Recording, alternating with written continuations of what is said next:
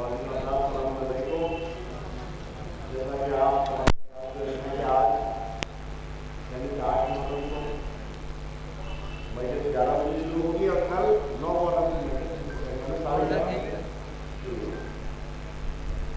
اسی طرح سے مجلس شام طریبہ 8:30 بجے شب میں روزہ عاشورہ اسی حسین مجلس یوم عباس مجلس یوم زینب 11 محرم کو 8 بجے اسی حسینیہ میں منعقد ہوگی. مجلس یوم عباس 12 محرم کو 8 بجے شب میں, اور مجلس یوم خواتین کربلا 8 بجے شب میں 13 محرم کو اسی حسینیہ میں منعقد ہوگی. اب میں گزار ہوں قاری ناصر حسین صاحب سے کہ وہ آئیں اور تلاوت کلام پاک سے مجلس کا آغاز کریں. ایک باواز بلند نعرہ صلوات.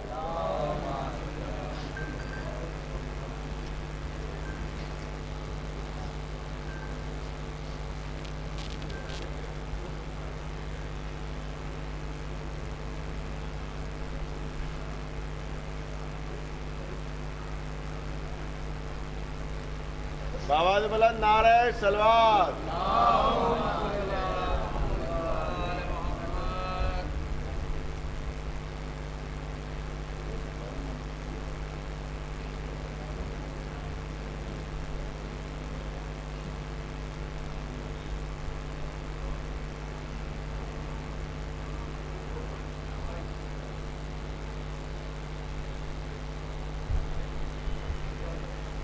ایک سورہ فاتحہ نایاب سے لکھنے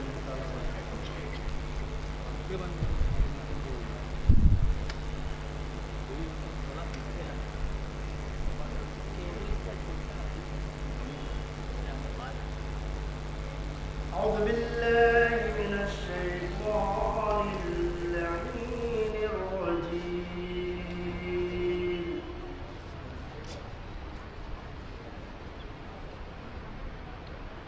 بسم اللہ الرحمن الرحیم. والفجر وليال عشر والشفع والوتر والليل إذا يسر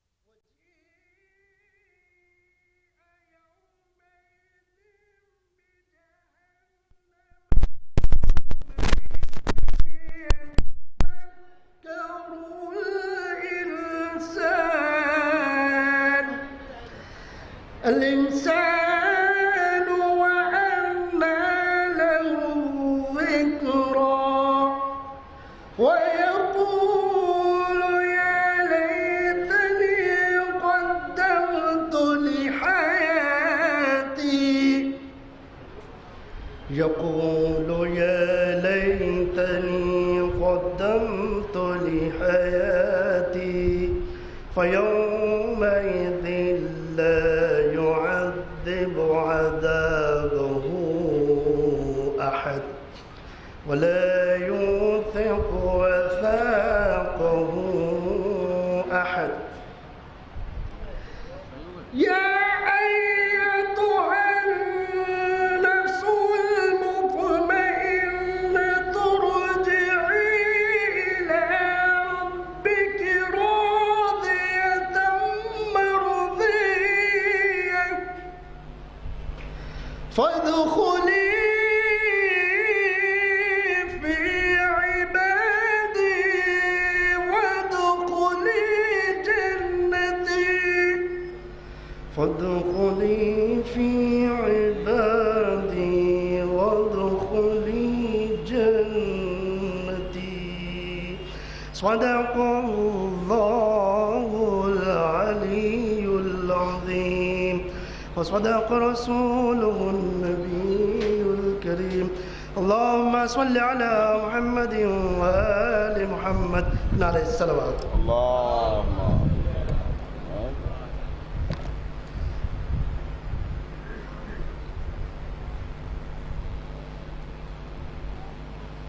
اب میں جو شعراء کرام اور جو لوگ نوحے پیش کرتے ہیں اس سلسلے کو شروع کرتے ہوئے اب میں گزارش گزار ہوں محمد یوسف صلی اللہ علیہ وسلم سے کہ وہ آئیں اور نذرانہ عقیدت پیش کریں. ایک بآواز بلند نعرہ صلوات. ایک درود بھیجو محمد وعلی محمد. یہ کتنا معصوم ہے پیارا ہے بھلا ہے عباس. یہ کتنا معصوم ہے پیارا ہے بھلا ہے عباس. گود میں ناتی کی قرآن میں پلا ہے عباس. گود میں ناتی کی قرآن میں پلا ہے عباس. پانچ معصوموں نے جب مل کے دعا مانگی تھی. پانچ معصوموں نے جب مل کے دعا مانگی تھی. جب کہیں جا کے زمانے کو ملا ہے عباس. جب کہیں جا کے زمانے کو ملا ہے عباس. عباس کی تلوار ہے عباس کے بازو. عباس کی تلوار ہے عباس کے بازو. شاہ کا انکار ہے عباس کے بازو. شاہ کا انکار ہے عباس کے بازو. بازو میرے عباس کے کاٹو گے کہاں تک. بازو میرے عباس کے کاٹو گے کہاں تک. یہ سارے عزادار ہیں عباس کے بازو. یہ سارے عزادار ہیں عباس کے بازو. کسی کی تشنہ لبی آساد لگتی ہے. کسی کی تشنہ لبی آساد لگتی ہے. قسم خدا کی ہر ایک موت اداس لگتی ہے. قسم خدا کی ہر ایک موت اداس لگتی ہے. نام حضرت عباس عجب کی تاثیر. نام حضرت عباس عجب کی تاثیر. نام سن کے پانی کو بھی پیاس لگتی ہے. نام سن کے پانی کو بھی پیاس لگتی ہے. یہ علم پاک رسالت کا سمن لگتا ہے. یہ علم پاک رسالت کا سمن لگتا ہے. آل عمران کے گلشن کا شجر لگتا ہے. آل عمران کے گلشن کا شجر لگتا ہے. اس کی عظمت میں زمانے کو بتاؤں کیسے. اس کی عظمت زمانے کو بتاؤں کیسے. باوجود ہو کے چھونے سے بھی ڈر لگتا ہے. باوجود ہو کے چھونے سے بھی ڈر لگتا ہے. جب زہرا کا لال آئے گا پردے غیبت سے آئے گا کیا ہوگا. کیا ہوگا. حور کی کشش ہوگی حور کا موسم ہوگا. حور کی کشش ہوگی حور کا موسم ہوگا.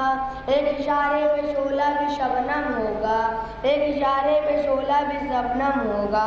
کیسے آئے گا جس دن تیرا بیٹا زہرا. کیسے آئے گا جس دن تیرا بیٹا زہرا. کربلا کی تنہاگاہ میں بھی ماتم ہوگا. کربلا کی تنہاگاہ میں ماتم ہوگا. ایک درود بھیج محمد والی. میں گزارش گزار ہوں سید مرتضیٰ صلی اللہ علیہ وسلم سے کہ وہ آئے اور نذرانہ عقیدت پیش کریں. ایک بآواز بلند نعرہ صلوات. نعرہ صلوات. آل عمران کہاں اور زندان کہاں یہ بہن خیر تو نہ آیا غازی، جب ردا سر سے چھنی میں صدا دیتی رہی، تو نہ آیا غازی۔ ہم کو پانی نہ ملے تیری خوشبو تو رہے، تیرے بازو نہ کٹے چاہے مشکی زاچ دے، یہ مگر ہو نہ سکا تیرے بازو ہیں جدا، تجھ پہ ہے تشنا لبی تو نہ آیا غازی۔ دھوپ میں تو تھا شجر تجھ سے آباد تھا خیر، ہے برہنہ میرا سر کیا نہیں تجھ کو خبر، اے علمدار وفا اس بہن کو باخدا، تجھ سے ڈھارس تھی بڑی تو نہ آیا غازی۔ آ گئی شام علم لٹ گئے اہل حرم، ریت پر جلتی ہوئی ہو گیا ٹھنڈا علم، پرسہ دینے کے لیے مجھ سے ملنے کے لیے آ گئے بابا علی تو نہ آیا غازی۔ کیا کہوں شعر میرے بے ردا ہم کو لیے، یہ مسلمان سارے شہر در شہر گئے، خلقت کوفہ کبھی خلقت شام کبھی، اور ہاں ہم پہ ہنسی تو نہ آیا غازی۔ کتنی بے بس تھی بہن اے شہنشاہ وفا، نام لے لے کے میرا جب یہ ظالم نے کہا، ناز تھا جس پہ تجھے اب بلاؤ نہ اسے، اور میں روتی رہی تو نہ آیا غازی۔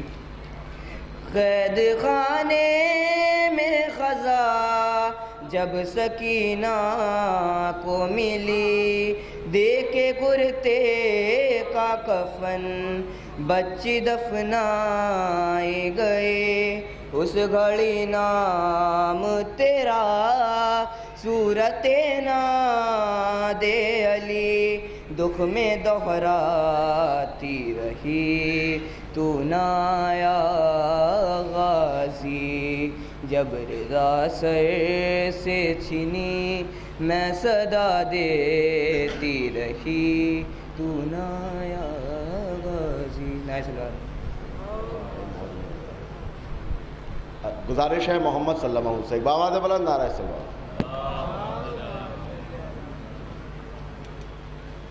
شعر کی مختلف حالت پہ شعر کو عربی میں اثر بولتے ہیں، ہر حالت کے الگ الگ نام ہیں۔ زرگام کہتے ہیں چھین پھاڑ کرنے والے شعر کو، زیرم کہتے ہیں دوڑتے ہوئے شعر کو، حارس کہتے ہیں حفاظت کرتے ہوئے شعر کو، اگر ظفر کہتے ہیں مرے ہوئے شعر کو، نیس کہتے ہیں گلاتے ہوئے شعر کو، گلاتا ہوا شعر نیس نام یہ شعر، نیس گلاتا ہوا شعر، اور حملہ کرتے ہوئے شعر کو حیدر بولتے ہیں۔ سبحان اللہ سبحان اللہ۔ اللہ کے شعر نے کہا یہ عباس ہے، یہ کوئی عام شعر نہیں، یہ شعر خدا کا شعر ہے۔ سبحان اللہ سبحان اللہ۔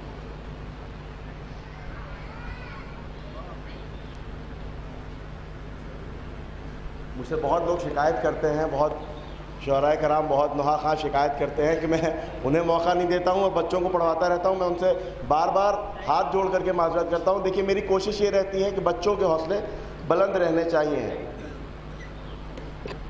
اب میں گزارش گزار ہوں ولی حسین صلی اللہ علیہ وسلم سے، کوشش یہ رہے گی کہ آخر کے جو 10 منٹ ہیں وہ جو شعراء کرام جن سے وعدہ ہے یا جو مخصوص نحا خوانی کرتے ہیں، آخری کے 10 منٹ میں ان کے لیے رکھتا ہوں، اور باقی کے جو بھی ٹائم ہوتا ہے اس میں کوشش یہ رہتی ہے کہ بچوں کو موقع ملے.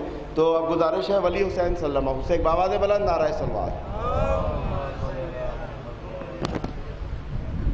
ممبر پہ چھپکا لی ہے. نعرہ صلوات.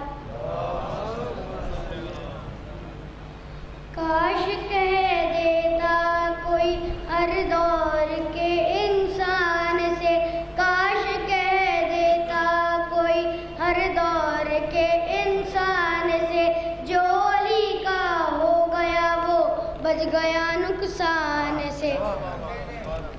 بے کی صورت کشتی حق نوں نے تعمیر کی، بے کی صورت کشتی حق نوں نے تعمیر کی، نقطۂ با نے بچایا اس کو ہر طوفان سے. نعرہ صلوات.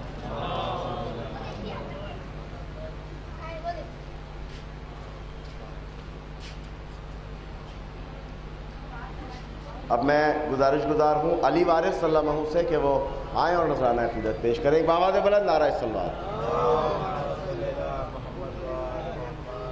صلوات.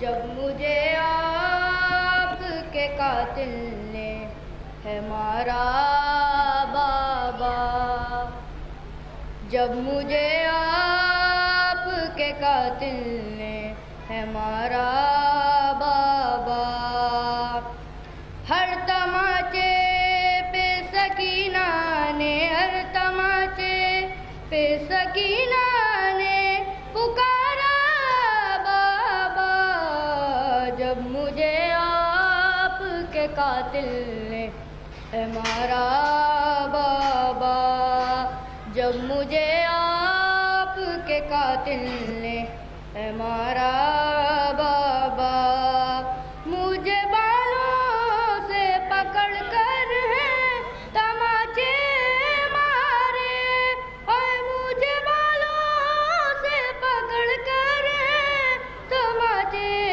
مارے، میں نے سر شمر سے مانگا جو تمہارا بابا، جب مجھے آپ کے قاتل نے ہے مارا بابا، جب مجھے آپ کے قاتل نے ہے مارا بابا، وہ جو دراب نے تحفے میں مجھے بخشے تھے، وہ جو دراب نے تحفے میں مجھے بخشے تھے، ان کو بیدردی سے ظالم نے اتارا بابا، جب مجھے آپ کے قاتل نے ہے مارا بابا. صلوات. چلو چلی گئی نیچے. میں اب گزارش گزار ہوں جناب جعفر حسین صاحب سے کہ وہ آئیں اور نذرانہ عقیدت پیش کریں. ایک باواز بلند نعرہ صلوات. اچھا جعفر حسین صلی اللہ علیہ وسلم سے معذرت چاہتا ہوں، جعفر حسین صلی اللہ علیہ وسلم سے گزارش گزار. نعرہ صلوات. وفا کی آخری منزل ہے عباس، وفا کی آخری منزل ہے عباس، حسین کی دل کی طاقت ہے عباس، حسین کی دل کی طاقت ہے عباس، زینب کی چادر کا محافظ ہے عباس، زینب کی چادر کا محافظ ہے عباس، سکینہ کی آس ہے عباس، کربلا کا مولا ہے عباس، یزید کا خوف ہے عباس، زمانہ کچھ بھی کر لے قیامت تک بلند رہے گا پرچم عباس. نعرہ صلوات. نہ ضرورت تھی تلوار کی نہ اور کسی ہتھیار کی، نہ ضرورت تھی تلوار کی نہ اور کسی ہتھیار کی، صرف ایک دعا تھی کربلا میں علمدار کی، صرف ایک دعا تھی کربلا میں علمدار کی، فقط مل جائے اجازت اگر آقا حسین سے، فقط مل جائے اجازت اگر آقا حسین سے، تو یاد دلا دوں گا جنگ حیدر کرار کی، تو یاد دلا دوں گا جنگ حیدر کرار کی۔ نعرہ صلوات۔ محمد صادق صلی اللہ علیہ وسلم بابا والے نعرہ صلوات۔ حسین ابن علی آئے ہیں زمانے میں، حسین ابن علی آئے ہیں زمانے میں، ذرا سی دیر ہے ابھی انقلاب آنے میں، ذرا سی دیر ہے ابھی انقلاب آنے میں، اب ایسا بندہ نہ آئے گا حرش تک کوئی، اب ایسا بندہ نہ آئے گا حرش تک کوئی، صرف وہ ایک تھا معبود کے زمانے میں۔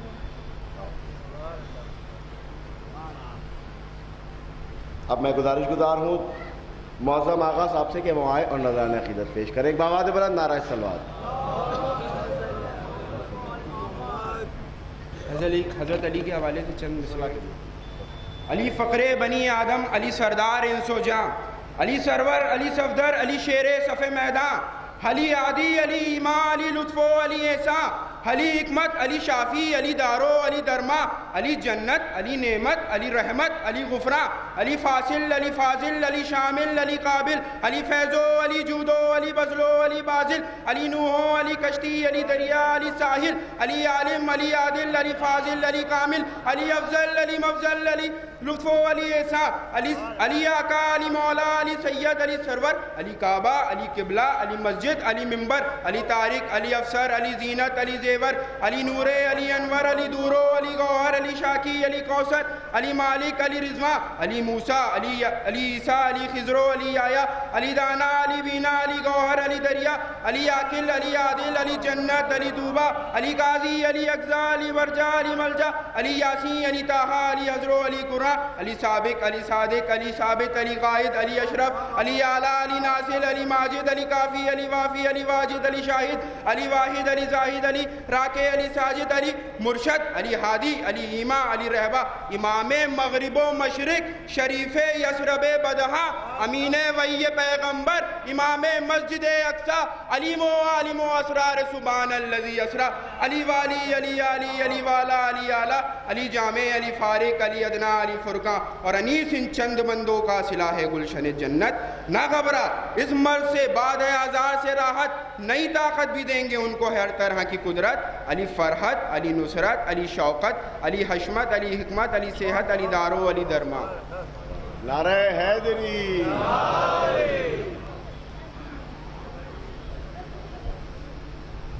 حضرات، جیسا کہ شروع کی مجالس میں بھی یہ اعلان ہوا اور گزشتہ تقریباً سبھی مجلسوں میں یہ اعلان ہوا ہے کہ اسی حسینیہ میں آج 10 بجے سے 2 بجے تک بلڈ ڈونیشن کیمپ ایک لگایا جاتا ہے۔ دیکھیے، انسانیت سے بڑھ کے کچھ نہیں ہے، انسانیت کی خدمت سے بڑا کوئی ثواب نہیں ہے کہ مذہب اسلام کا حکم ہے اگر ہم نے ایک انسان کو، ایک بے گناہ انسان کو اذیت پہنچائی تو گویا پوری انسانیت کو اذیت پہنچائی، اور کسی ایک بے گناہ کی جان بچائی تو پوری انسانیت کو بچا لیا۔ آپ کا ایک یونٹ بلڈ کسی مریض کی جان بچا سکتا ہے۔ تو کوشش یہ کیجئے کہ امام حسین علیہ السلام کے نام پر امام حسین علیہ السلام کو نذرانہ عقیدت کے طور پر جو لوگ بھی یوں کہیں کہ سوستھ ہیں، ہیلدی ہیں، وہ بلڈ ضرور ڈونیٹ کریں، کیونکہ ان کا ایک یونٹ بلڈ کسی غریب کی، کسی مجبور کی جان بچا سکتا ہے۔ کیونکہ جس وقت کوئی ایک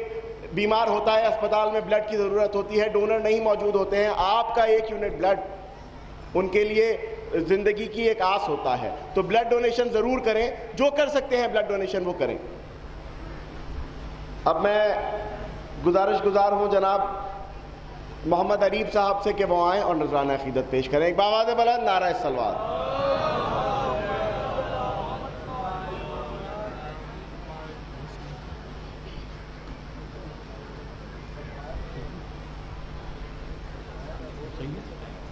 ایک نعرہ صلوات۔ غازی عباس کو دیکھتی کارم، غازی عباس کو زندگی کالم بولے سبت نبی میرا ایک کام کر میرے بازو علمدار شاہ وفا اے غنی و سخی میرا ایک کام کر اے خدا وفا سیدہ کی دعا جرتوں کے ولی میرا ایک کام کر اے سب کے ولی اے میری زندگی مثل نعت علی میرا ایک کام کر چاہتا ہے یہ شبیر بھائی میرے آج سب تیرا جاہو حشم دیکھ لے اس طرح شامیوں سے تو کر گفتگو لے جائے حیدری کا بھرم دیکھ لے اب یہ پردہ اٹھا ان کو جا کے بتا عزم شبیر عزم حسینی ہے کیا ہم محافظ ہیں قرآن و اسلام کے کس لیے آئے ہیں برسر کربلا بولے سے کہ خالق کو کہنا پڑے ذات حیدر کے عکاس کیا بات ہے آج نہج بلاغہ کا خالق کہے واہ میرے لال عباس کیا بات ہے ذات حیدر کے عکاس کیا بات ہے میرے غازی جری تیری کیا بات ہے میرے غازی جری تیری کیا بات ہے بات آقا کی غازی نے جس دم سنی دافتن شیر نے ایک انگڑائی لی شام کی فوج میں مچ گئی کھلبلی لوگ کہنے لگے آ گئے کیا علی اور روح علی مسکرانے لگی واہ میرے لال عباس کیا بات ہے میرے غازی جری تیری کیا بات ہے میرے غازی جری تیری کیا بات ہے میں گزارش گزار ہوں جناب سلمان حسین صاحب سے کہ وہ آئے اور نظام عقیدت پیش کریں ارے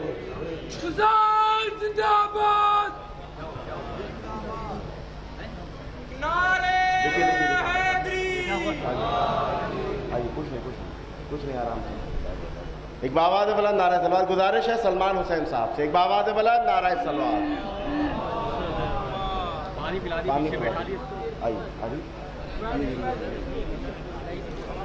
بڑی آئیے آپ شروع کیجیے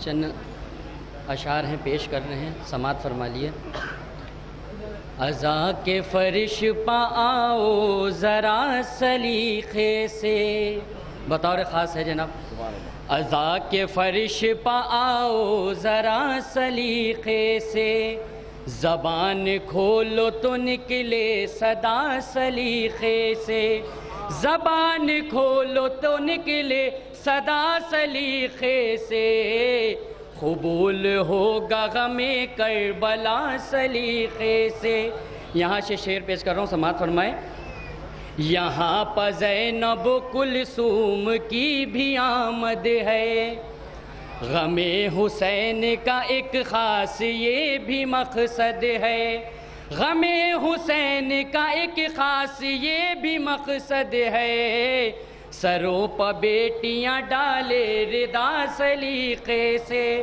سروں پہ بیٹیاں ڈالے ردا سلیقے سے حسینیوں کے لیے یہ بھی کام لازم ہے تبرخات کا بھی احترام لازم ہے تبرخات کا بھی احترام لازم ہے قطار میں رہے چھوٹا بڑا سلیقے سے قطار میں رہے چھوٹا بڑا سلیقے سے. اور یہ بھی شعر دیکھیے گا بطور خاص. یہاں کسی کی مناجات رد نہیں ہوتی, یہاں کسی کی مناجات رد نہیں ہوتی, یہاں عطاؤں کی بھی کوئی حد نہیں ہوتی, یہاں عطاؤں کی بھی کوئی حد نہیں ہوتی, مگر یہ شرط ہے مانگو دعا سلیقے سے, مگر یہ شرط ہے مانگو دعا سلیقے سے. اور یہ بھی شعر دیکھے گا. ادھر ادھر کی نہ ہو بات فرش ماتم پر, زمانہ حسن نہ پائے حسین کے غم پر, زمانہ حسن نہ پائے حسین کے غم پر, حسینیت کو ملے گی بقا سلیقے سے, حسینیت کو ملے گی بقا سلیقے سے. اور مقطع کی بھی زحمت. کلام بر سر ممبر جو پڑھنا ہے سلمان, کلام بر سر ممبر جو پڑھنا ہے سلمان, تمہاری کوثر غم سے دھلی ہوئی ہو زبان, تمہاری کوثر غم سے دھلی ہوئی ہو زبان, غم حسین کو کرنا ادا سلیقے سے, غم حسین کو کرنا ادا سلیقے سے, ازاں کے فرش پاؤ ذرا سلیقے. اب میں گزارش گزار ہوں ندیم صاحب سے, اور اس کے بعد وہ شعراء کرام کہ جو آج مخصوص نوحہ خوانی کرتے ہیں ان کا سلسلہ شروع کیا جائے گا. جن بچوں نے نام لکھائے تھے جو آج نہیں پڑھا پایا, جن کو میں ان سے معذرت چاہتا ہوں, اور کل کی مجلس میں پوری کوشش رہے گی کہ ان سبھی کو موقع ملے. ندیم صاحب کے بعد وہ شعراء کرام, وہ نوحہ خوان جو آج کے اس مجلس میں مخصوص نوحہ خوانی کرتے ہیں. ایک بآواز بلند نعرہ صلوات. درود بھیجیے محمد وآل محمد.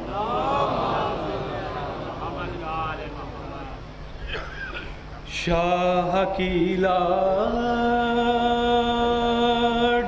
جب قیدی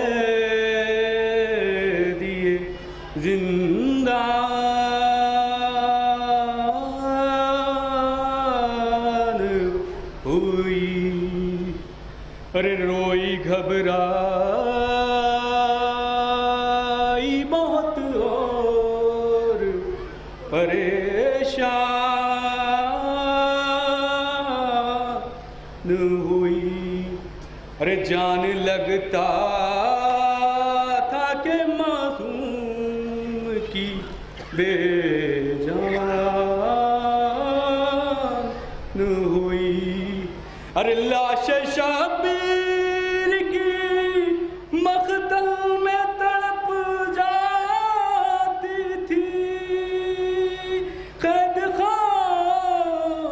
خانے سے بچی کی صدا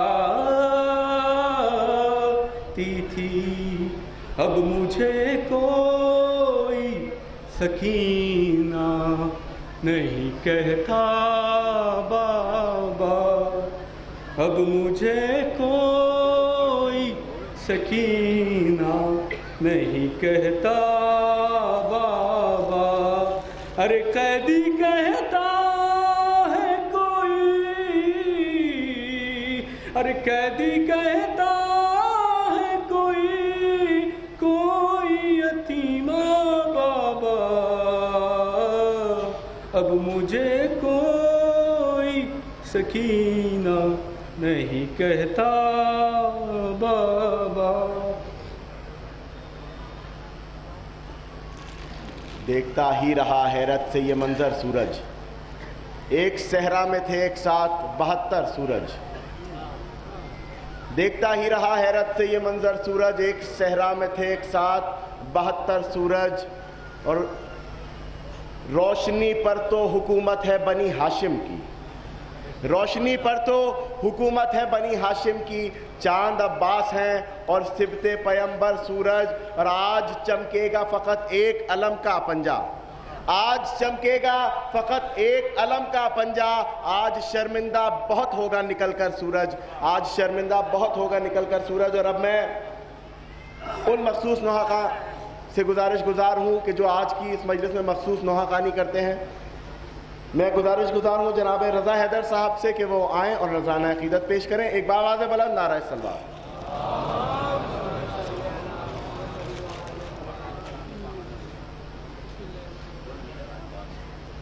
ایک صلوات پڑھے محمد وآلہ.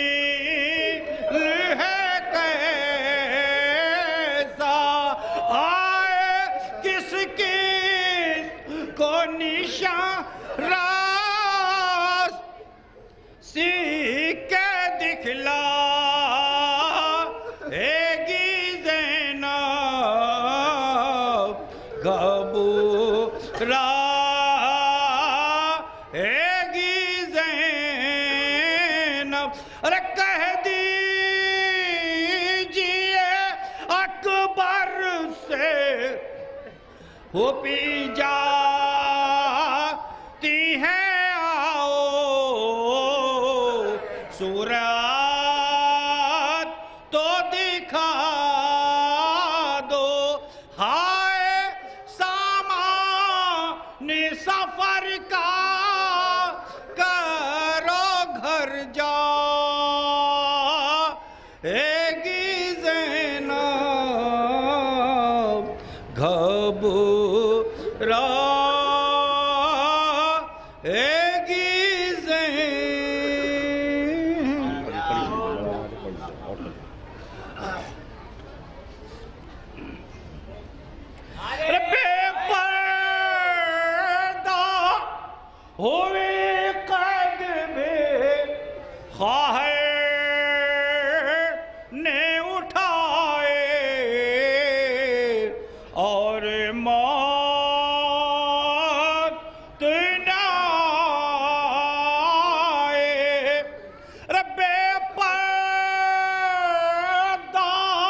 ہوئی قید بے خواہ نے اٹھائے اور موت نہ آئے. ہائے کیا جانیے کیا کیا ابھی دکھ پائے گی زینب کب. حضرات جناب تشریف لا چکے ہیں اور ٹھیک 11 بجے جیسا کہ کوشش رہتی ہے مجلس کا آغاز ہوتا ہے. ایک بہن نے ایک سوال پوچھا ہے کہ کیا خواتین بلڈ ڈونیٹ کر سکتی ہیں, تو میں انہیں بتانا چاہتا ہوں کہ بلڈ ڈونیشن کیمپ جو لگا ہے اس میں خواتین کے لیے مخصوص انتظام اوپر ہے. تو جو میری بہنیں بلڈ ڈونیٹ کرنا چاہتی ہیں وہ بالکل بلڈ ڈونیٹ کر سکتی ہیں, ان کے لیے مخصوص انتظام اوپر ہے. اب میں بے حد ادب و احترام کے ساتھ گزار ہوں آفتاب شریعت عالی جناب مولانا سید قلب جواد صاحب قبلہ سے کہ وہ رونق افروز ممبر ہوں اور مجلس کو خطاب کریں. ایک باواز بلند نعرہ صلوات.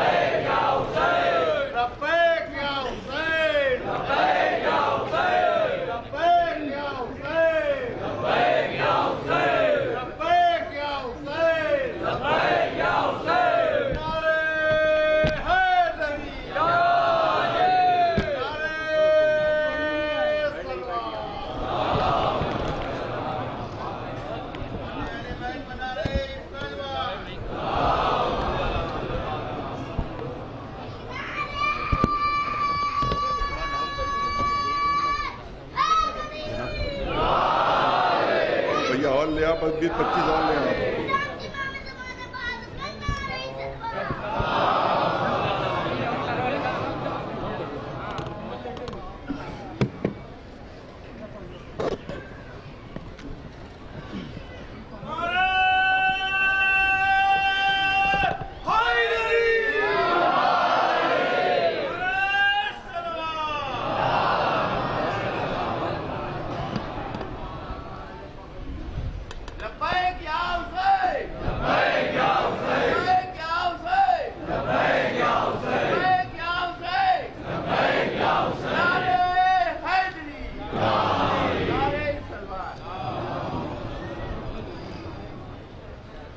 فاتحہ.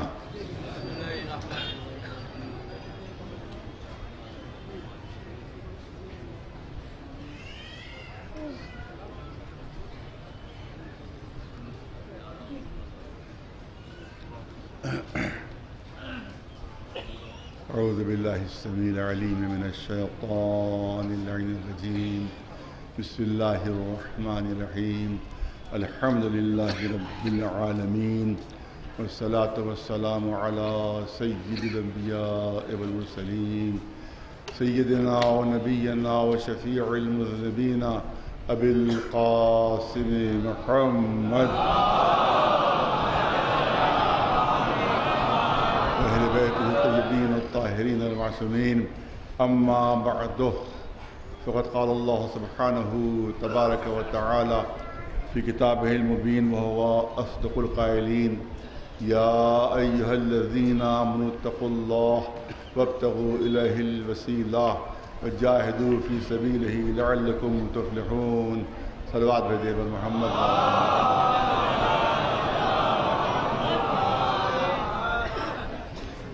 मना करता हूँ मुझे ऐलानात न दिए जाएँ क्योंकि मौजूद है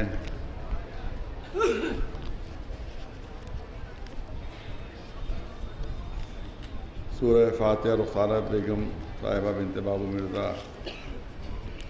अब ज़ाहिर है कि साल भर में 50 लोग जो हैं वो दुनिया से रुखसत हो जाते हैं।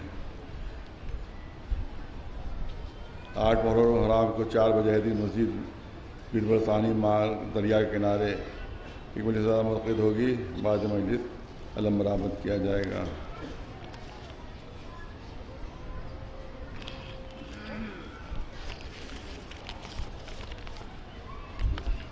सोलह मुहर्रम हराम को 7:30 बजे शब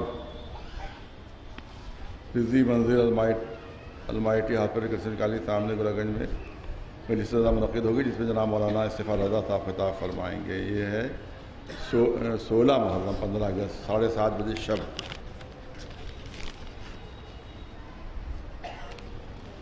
बड़ी दिक्कत है। यौम ख़वातीन करबला 13 मुहर्रम के थी हुसैन में 9 बजे शब मनाया जाएगा। 12 मुहर्रम के थी हुसैन में यौम हज़रत अब्बास मनाया जाएगा 9 बजे शब। ये मजलिस यौम अब्बास सुल्तानुल उलमा जनाब मौलाना क़ायम अली साहब क़िबला की तरफ से मनाया जाता है।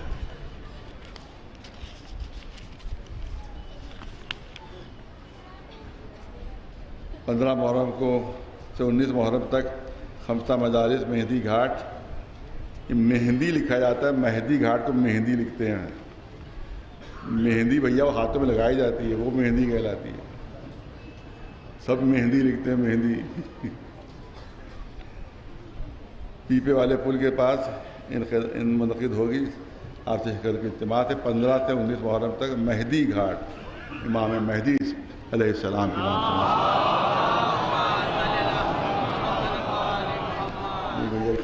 छोटा पर्चा और रह गया है। सैयद जाफ़र हुसैन इब्ने वाजिद हुसैन जुमला मोमिन मोमिनात उन सब की रूहों की खुसूसियत से जो इस हुसैनी मदफून हैं तमाम मोमिन सब की रूहों को 1 मरतबा सूरह अल-हम्द और 3 मरतबा सूरह तौहीद तिलावत फरमाएं।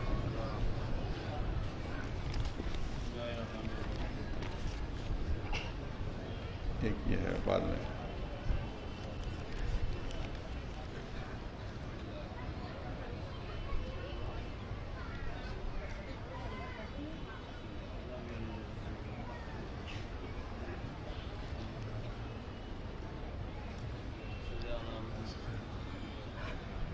ज़ाहिर है कि इस सिलसिले की सिर्फ 2 मजलिसें रह गई हैं, आज 8 की और कल 9 की। अब बड़ी मुश्किल मेरे लिए हो रही है कि क्या बयान करूं, क्या ना बयान करूं, क्या छोड़ूं और किस चीज़ को आपके सामने बयान करूं। इंतखाब में बहुत मुश्किल आ रही है। मैं कोशिश करूंगा जो 2-4 अहम पॉइंट हैं आपके सामने पेश कर दिए जाए, वरना बातें तो बहुत हैं इस मौजू के ऊपर और पूरी किताबें तहरीर की गई हैं इसके सिलसिले में। और सबसे अहम मौजू जिसकी बुनियाद के ऊपर कुफ्र के फतवे हमें दिए जाते हैं और शिर्क के फतवे दिए जाते हैं और वाजिबुल क़त्ल होने के फतवे दिए जाते हैं, ये तवस्सुल और वसीला है कि जिसकी बुनियाद पर वाजिबुल क़त्ल होने के फतवे सऊदी अरब और कतर और बहरैन और कहाँ के उलमा ने, मुफ्तियों ने वहाँ के वाजिबुल क़त्ल होने के फतवे शियों को और सूफियों को दिए। उनको भी वाजिबुल क़त्ल समझा जाता है और हमें भी वाजिबुल क़त्ल समझा जाता है। इसी बुनियाद पर एक बुनियाद जो अहम तरीन है वो यही वसीला और तवस्सुल। और कहा जाता है कि साहब वसीला बनाना हराम है, वसीला बनाना नाजायज़ है और वसीला बनाना जो है वो शिर्क है। लिहाजा जब मुशरिक हो गए तो वाजिबुल क़त्ल हो गए। फिर इनका खून हलाल है, फिर इनका माल हलाल है, लूट लो। अब सऊदी अरब में तो डाकू पहले ही थे वो लोग, जरा फतवा भी यही लूटने का दिए रहे हैं। सऊदी अरब का बादशाह कौन है? पहले लुटेरे थे ये।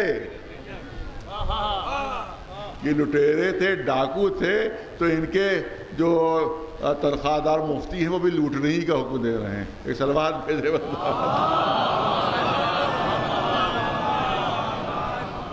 لوٹ لو، ان کی عورتوں کو کنیزیں بنا لو، ان کو قتل کرو. آج دنیا میں جتنی بھی دہشت گردی ہے وہ انہی فتووں کے مطابق ہے. یہاں کے اوپر اسے انٹرویو لینے آئے تھے، شاید کوئی ٹی وی تھا، بہت بڑا ٹی وی، کہ صاحب یہ دہشت گردی رکے کیسے بھائی، رکے کیسے؟ ہم نے کہا کہ سعودی عرب کے مولویوں کے فتوے رکوا دیجیے، دہشت گردی خود بخود رک جائے. یہاں حکومت تو دوستی کے پینگ بڑھا رہی ہے اور وہ دہشت گردی پھیلا رہے سب. اور انہی کے فتووں کی بنیاد پر ہندوستان میں بھی دہشت گردی ہے، انہی کے فتووں کی بنیاد پر شام میں ہے، عراق میں ہے، پاکستان میں ہے. جہاں جہاں دہشت گردی ہے وہ سب انہی وہابی مفتیوں کے فتووں کی بنیاد کے اوپر ہے. آپ جڑ کاٹ نہیں رہے ہیں اور چاہتے ہیں کہ درخت نہ اگے. دہشت گردی کا درخت تو اگتا ہی رہے گا جب تک اس کی جڑ نہ کاٹیں گے آپ، اور جڑ ہے سعودی عرب. ایک سلوات بھیجے ورنہ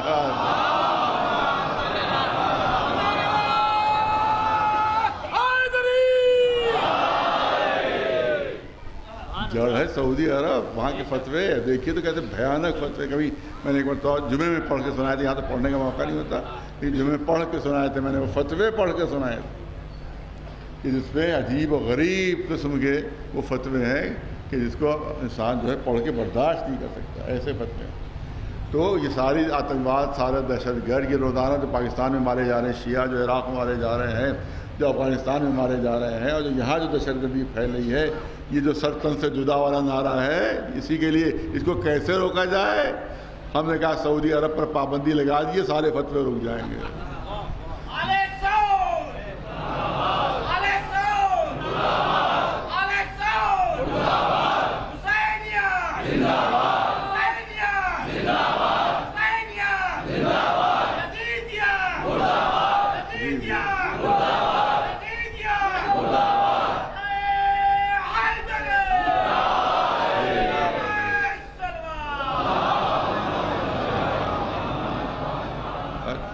تو دیکھو تو چلو بنیاد کیا ہے، جس کی بنیاد کے اوپر یہ آتنکواد کی دہشت گردی، یہ ٹیررزم پھیل رہا ہے سب، وہ ہے وہاں کے مفتیوں کے فتوے جس کی بنیاد کے اوپر. تو پوچھا تو اس کا مطلب یہ ہے کہ ہم کو اسی توسل کی بنیاد پر، اور دیگر بنیادیں بھی ہیں، لیکن ایک بنیاد جو ہم ترین ہے وہ یہی توسل ہے، یعنی وسیلہ بنانا. توسل یعنی وسیلہ بنانا، اپنی دعا میں وسیلہ بنانا، کسی کو شفا کے لیے وسیلہ بنانا، شفاعت کے لیے وسیلہ بنانا، کہ یہ سب حرام و ناجائز ہے. اور یہ کہا جاتا ہے، میں طاہر کے بالکل اختصار کے ساتھ میں آپ کے سامنے صرف اشارے پیش کروں گا آپ کے سامنے، کیونکہ اب تفسیر کی کوئی گنجائش موجود نہیں ہے. یہ کہا جاتا ہے مہم ترین دلیل ان کی ہے قرآن کی آیت. مہم ترین دلیل جو ہے وہ قرآن مجید کی آیت ہے.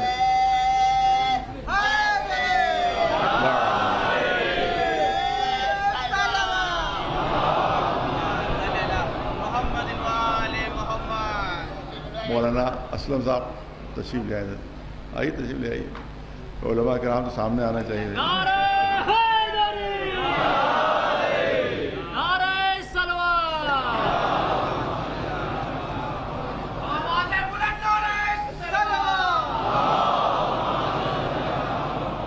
تشریف لے آئے.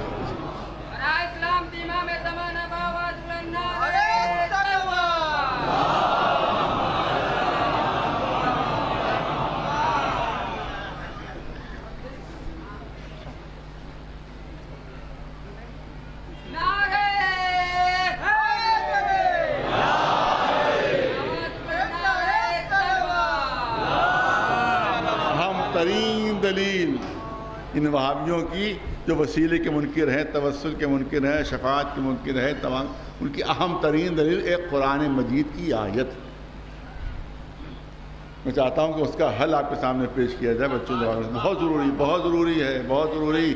کوئی بھی بچہ بہک سکتا ہے، کوئی بھی جوان بہک سکتا ہے. وہ کیا ہے؟ نحن اقرب الیہ من حبل الورید. میں اپنے بندے سے اس کی رگے گردن سے زیادہ قریب ہوں. یہ ہے قرآن مجید کی آیت. اسی کو بنیاد بنایا جاتا ہے کہ اب کسی کو وسیلہ بنانے کی ضرورت نہیں ہے، کیونکہ وہ تو اتنا قریب ہے کہ جو رگے گردن سے زیادہ قریب ہو اس کو وسیلے کی کیا ضرورت ہے؟ جو اتنے قریب ہو، کوئی دور ہوتا ہے تو اس کے لیے وسیلہ اختیار کیا جاتا ہے۔ دیکھیے دلیل سنیے، پہلے دلیل پیش کروں گا۔ جو دور ہوتا ہے اس کے لیے وسیلہ اختیار کیا جاتا ہے۔ کانپور میں کوئی صاحب ہے، ہم کوئی گاڑی کر رہی ہے اور کوئی اس طرح سے کر لیا، ٹرین سے چلے گئے، معلوم وسیلہ ہم نے تلاش کیا، اور جو ہمارے برابر میں بیٹھا ہوا ہو، اب اس کے لیے ہم وسیلہ ڈھونڈیں گے، اس سے کیسے ملے ہم؟ وہ تو برابر میں بیٹھا ہوا ہے۔ لہذا جب تمہارے گردن سے زیادہ قریب ہے تو درمیان میں وسیلہ کیسا؟ وسیلہ کیسا؟ تو یہ عرض کروں گا کہ جہاں قرآن نے یہ کہا ہے کہ میں گردن سے زیادہ قریب ہوں، اسی قرآن نے حکم دیا ہے کہ وسیلہ تلاش کرو۔ اسی قرآن مجید نے حکم دیا ہے کہ وسیلہ تلاش کرو۔ تو ہم آج جو وسیلہ ڈھونڈتے ہیں وہ قرآن کے مخالف نہیں ہے، عین مطابق قرآن مجید ہے۔ جب خود کہہ رہا کہ میں قریب ہوں مگر مجھ تک اس وقت تک نہیں پہنچ سکتے جب تک کہ وسیلے کا دامن نہ تھامو، حکم الہی ہے۔ دو تین مثالیں آپ کے سامنے پیش کر دوں۔ آپ دیکھیں اللہ ہر طرف ہے یا نہیں؟ دائیں طرف ہے اور بائیں طرف نہیں، سامنے اور پشت کی طرف نہیں۔ ہے کوئی مسلمان جو اس بات کو کہے گا نہیں ایک طرف ہے اور ایک طرف نہیں ہے؟ خود قرآن مجید کہہ رہا ہے کہ اینما تولوا فثم وجہ اللہ، جدھر رخ کرو گے اللہ ہے، جدھر رخ کرو گے اللہ ہے، جدھر رخ کرو گے اللہ ہے۔ یہی تو قرآن کہہ رہا ہے کہ جدھر رخ کرو تو اللہ ہے۔ تو اب جدھر بھی چاہے نماز پڑھ لو۔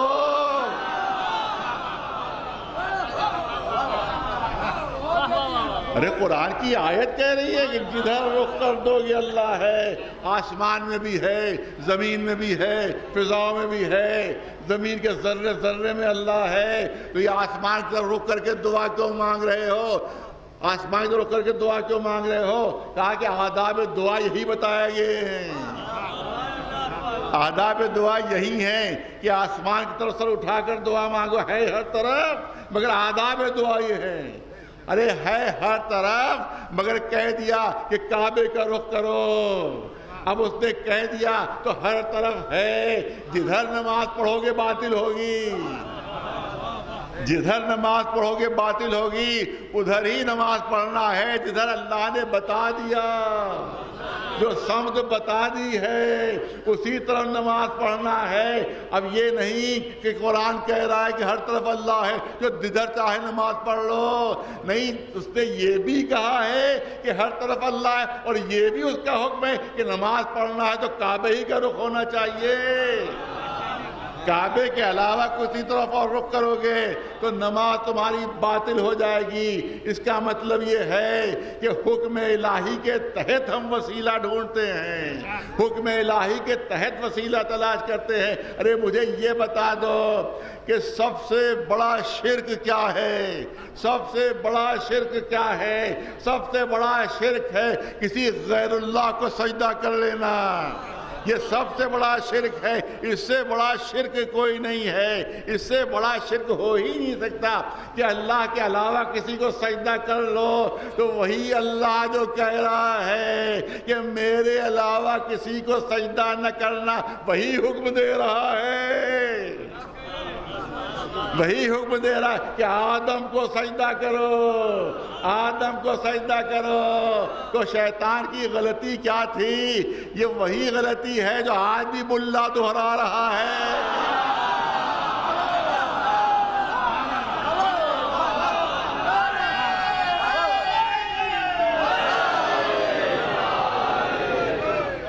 یہ وہی غلطی ہے،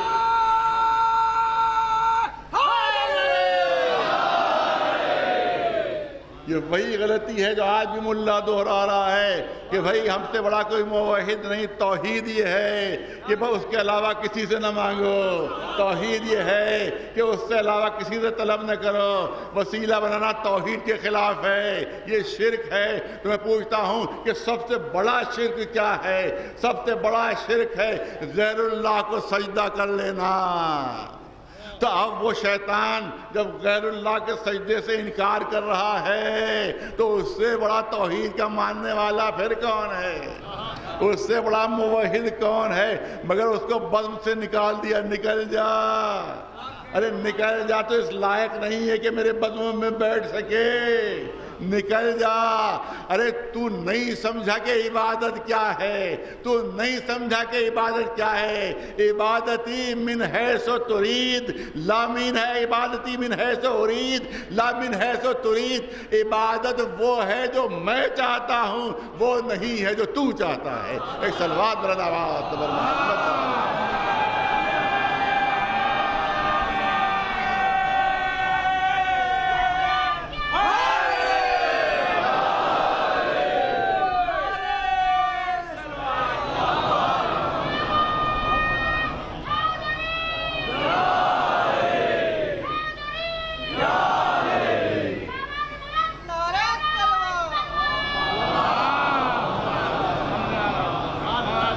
بتاؤ، کہتے قرآن میں وسیلہ کہاں ہے، قرآن میں وسیلہ کہاں ہے؟ میں کہوں گا کہ قدم قدم پر قرآن میں وسیلہ مل رہا ہے، قدم قدم پر مل رہا ہے۔ سنو، کیا جناب یوسف نہیں معلوم، ان کو نہیں علم تھا کہ وسیلہ بنانا جو ہے وہ شرک ہے؟ کیا جناب یعقوب کو نہیں معلوم تھا کہ وسیلہ بنانا شرک ہے؟ ارے جب بینائی چلی گئی جناب یعقوب کی، اور جب تمام بھائی جناب یوسف کی خدمت میں پہنچے، اس کے بعد جب آپس میں گفتگو ہوئی کہ میرے باپ کی کیا حالت ہے، کیا روتے روتے آپ کے غم میں ان کی بینائی جا چکی ہے؟ ارے توجہ رہے، قرآن پوچھتے ہو، قرآنی دلیل دے رہا ہوں۔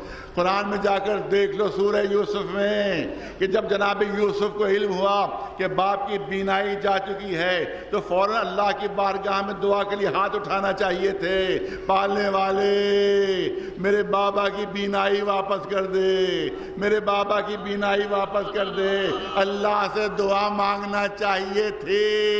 ارے یہی تو تم کہتے ہو کسی چیز کو وسیلہ نہ بناؤ، براہ راست اللہ سے دعا مانگو۔ تو کیا یوسف کو یہ نہیں معلوم تھا کہ جناب یوسف اس بات سے واقف نہیں تھے؟ قرآن پڑھو، قرآن پڑھو، قرآن میں اعلان ہے کہ یوسف نے اپنا کرتا اتارا،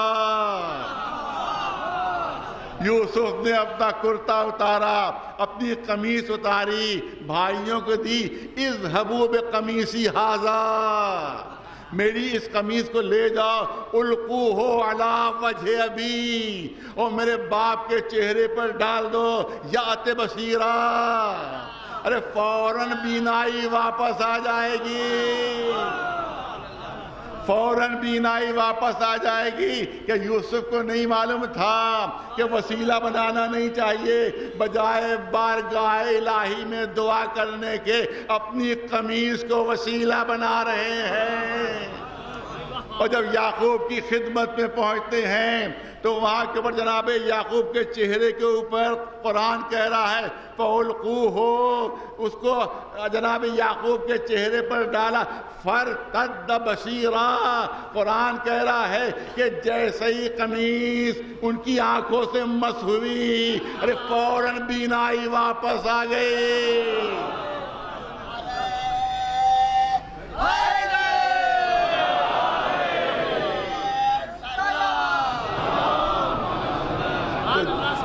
تو جو قمیص جس میں رسالت سے مس ہو گئی، جس میں نبوت سے مس ہو گئی، اس میں یہ اثر پیدا ہو گیا، اس میں یہ اثر پیدا ہو گیا کہ گئی ہوئی بینائی واپس آ گئی۔ تو جس کو تھوڑی دیر کوئی نبی پہن لے اس میں اتنا اثر ہو جاتا ہے، تو جس قبر میں قیامت تک رسول رہنے والے ہیں تو کیا اس میں کوئی اثر نہیں ہوگا؟ ایک صلوات بھیجے بلند آواز سے۔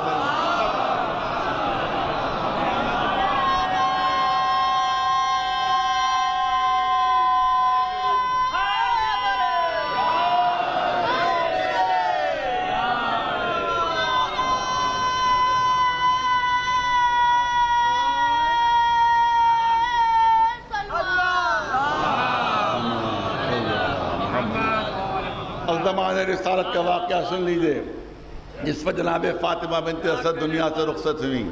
جناب فاطمہ بنت اسد جن کو رسول اللہ چچی ہیں مگر رسول اللہ ماں کہتے ہیں، کیونکہ انہی نے ہی پالا ہے، انہی نے ہی پرورش دی ہے۔ جو دنیا سے رخصت ہوئی تو جو قبر کھودی گئی اس پہ رسول پہلے خود لیٹے، پھر اپنا کرتا دیا کفن کے طور کے اوپر کہ یہ میرا کرتا لو بطور کفن. اس کے بعد جب دفن ہو گئیں تو اب سنیے تمام بڑے بڑے محدثین نے اس روایت کو لکھا ہے. اللہ امام بیہقی نے لکھا ہے, امام طبرانی نے لکھا ہے, امام حاکم نے اپنی مستدرک میں لکھا ہے. تمام اہل سنت کے جو بڑے بڑے حدیث کے امام ہیں انہی نے اس واقعے کو, اس حدیث کو تحریر کیا ہے کہ جب وہ دفن ہو گئیں تو رسول اللہ قبر کے قریب کھڑے ہوتے ہیں. اس کے بعد دیکھیے تو کیا مانگتے ہیں اور کس طرح سے مانگتے ہیں کہ پالے ہاتھ بلند کے پالنے والے تجھے میرا واسطہ, ارے اے پالنے والے تجھے میرا واسطہ, میرا واسطہ, اور جتنے نبی گزر گئے ہیں ان سب کا واسطہ, جتنے نبی گزر گئے سب کا واسطہ. تمام بڑی بڑی حدیث کی کتابوں میں یہ روایت موجود ہے. اپنا واسطہ بھی دیا اور جو سارے انبیاء گزر گئے ہیں ان کا واسطہ بھی دیا. کہا گیا مردوں کو واسطہ نہیں بنایا جا سکتا, جو زندہ ہے اسی کو وسیلہ بنایا جا سکتا. یہاں رسول خود ان تمام انبیاء کو وسیلہ بنا رہے ہیں کہ جو دنیا میں موجود نہیں. تو اس کا مطلب یہ ہے کہ جو نگاہوں کے سامنے نہ ہو اس کا وسیلہ بنانا یہ سنت محمدیہ ہے, یہ سنت نبوی ہے, یہ سنت رسول اللہ ہے. ایک صلوات بھیجو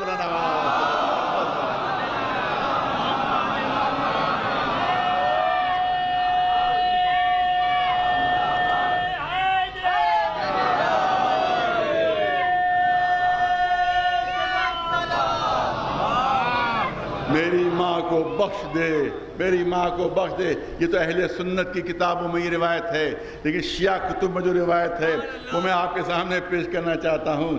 شیعہ کتب میں یہ روایت ہے کہ رسول اللہ ٹھہرے رہے, رکے رہے, تدفین کے بعد بھی ٹھہرے رہے, رکے رہے.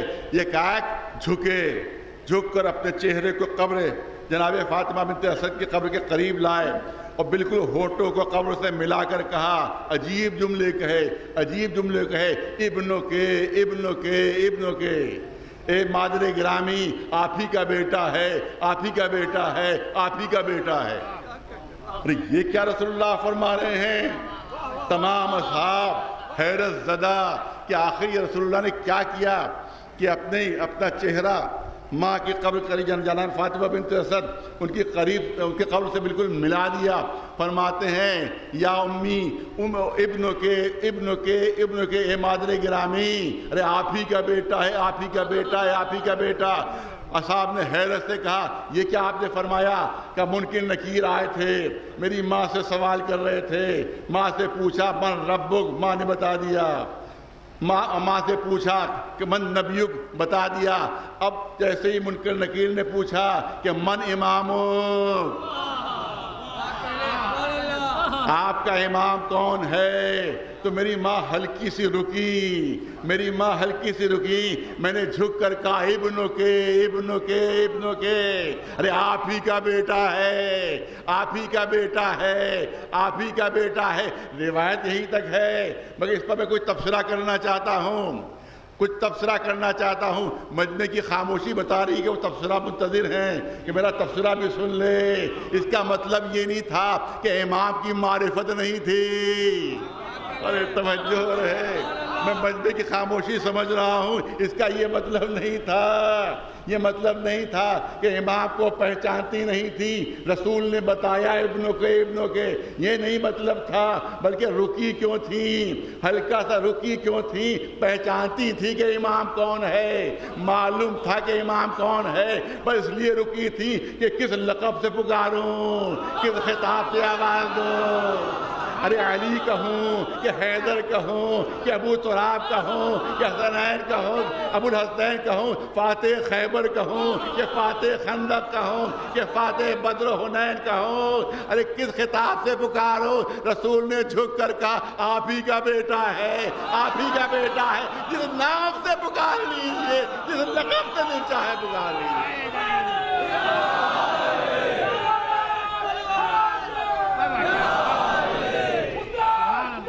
زندہ باد, زندہ باد, زندہ باد, زندہ باد.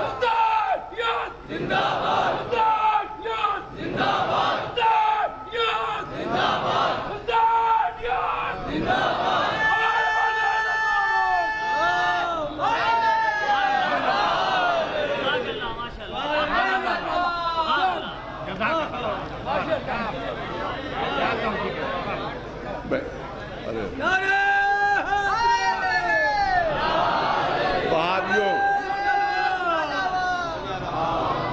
تحقیقی گفتگو ہو رہی ہے، سنیے تمام جوان سنیں، تمام بچے سنیں، تحقیقی گفتگو ہے، ریسرچ ورک ہے جو آپ کے سامنے پیش کیا جا رہا ہے، مجلس نہیں ہے، ریسرچ ورک ہے جو پیش کیا جا رہا ہے، کیونکہ بہت اہم معاملہ ہے۔ اسی بنیاد پر شیعوں کی گردنیں کاٹی جا رہی ہیں، اسی بنیاد پر ہمیں قتل کیا جا رہا ہے، اسی بنیاد پر ہمیں لوٹا جا رہا ہے، ختم کیا جا رہا ہے۔ دیکھو تو کہ خود تمہارے مذہب والے کیا کہہ رہے ہیں، تمہارے محدثین خود کیا کہہ رہے ہیں، تمہارے مفسرین خود کیا کہہ رہے ہیں۔ ابن تیمیہ کہ جو وہابیت کا بابا آدم سمجھا جاتا ہے، اس کی مشہور کتاب ہے مجموعہ فتاوی، اس نے کئی جلدوں میں اپنے فتوی کا جو ہے اس کا مجموعہ پیش کیا گیا ہے۔ اسی میں ایک حدیث ہے جو میں پیش کرنا چاہتا ہوں، وہ حدیث خود ابن تیمیہ نے پیش کی ہے۔ وہ حدیث پیش کر کے اس کے جملے ہیں ابن تیمیہ کے کہ یہ انہی حدیثوں میں سے ایک حدیث ہے، یہ انہی حدیثوں میں سے ایک حدیث ہے کہ جو حدیثیں قرآن مجید کی آیتوں کی تفسیر کرتی ہیں۔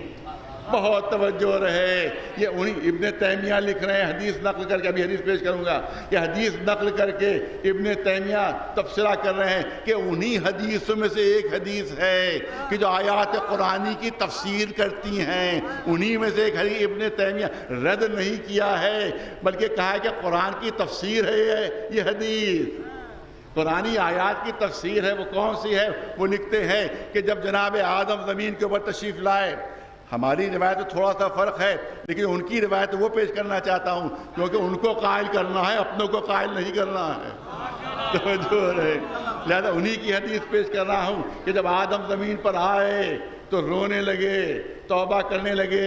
اس کے بعد آدم نے کہا کہ اللہم انی اسألک بحق محمد، اللہم انی، ابن تیمیہ لکھ رہے ہیں مجموعہ فتاوی میں اور اپنی تائید کے ساتھ لکھ رہے ہیں، اور راوی کون ہے؟ خلیفہ دوم راوی ہے، خود خلیفہ دوم روایت کر رہے ہیں کہ رسول اللہ سے میں نے خود سنا کہ رسول اللہ نے فرمایا کہ جب جناب آدم زمین پر تشریف لائے تو بارگاہ الہی میں عرض کی کہ اللہم انی اسألک بحق محمد لما غفرت لی، لما غفرت لی، پالنے والے میں آپ کے محبوب محمد کا واسطہ آپ کو دے رہا ہوں پالنے والے، پھر تو میری مغفرت کیوں نہیں کر رہا ہے، میری مغفرت کیوں نہیں، لما غفرت لی، پھر میری مغفرت کیوں نہیں کر رہا ہے۔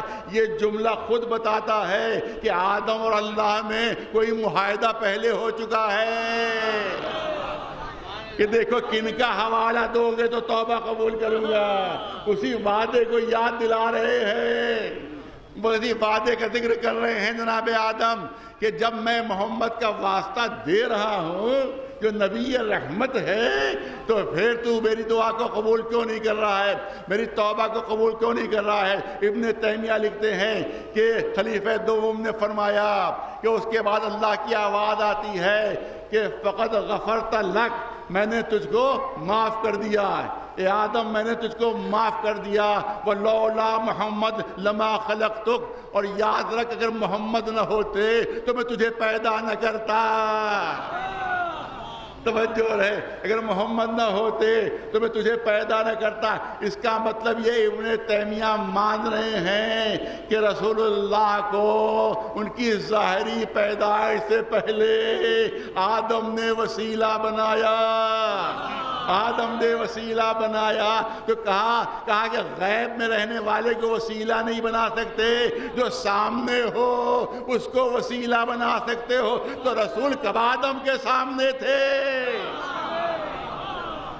جو آدم وسیلہ بنا رہے ہیں، محمد پردہ غیب میں ہیں، آدم وسیلہ بنا رہے ہیں۔ ایک صلوات بھیجے محمد پر۔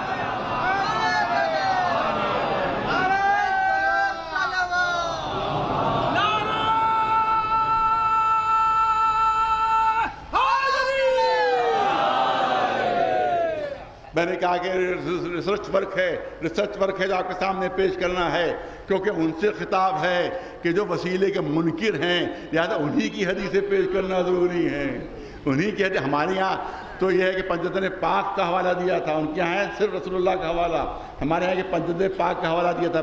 5 معصومین کا حوالہ دیا تھا، تب کہیں جا کے جناب آدم کی توبہ قبول ہوئی تھی، لیکن کیونکہ ان کی روایت ہے لہذا پیش کر رہا ہوں۔ دوسری روایت تمام حدیث کی کتابوں میں درج ہے کہ ایک شخص تھا جو نابینا تھا، ایک شخص جو تھا وہ نابینا تھا، وہ رسول اللہ کی خدمت میں آیا، اے اللہ کے رسول میں نابینا ہوں، دعا مانگیے میری بینائی واپس آ جائے۔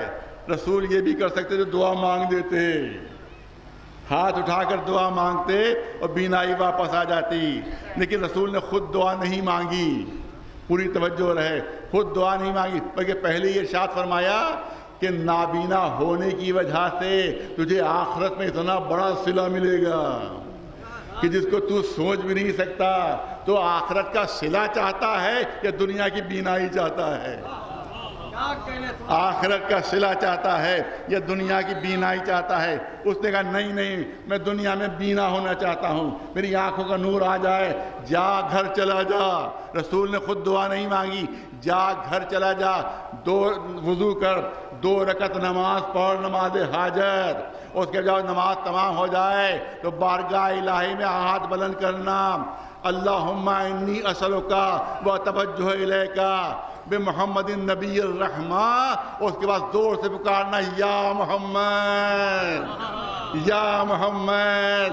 جاؤ کر کے دیکھو، اگر خود دعا کرتے تو یہ شرف جو ہے رسول کی ظاہری زندگی تک محدود رہ جاتا۔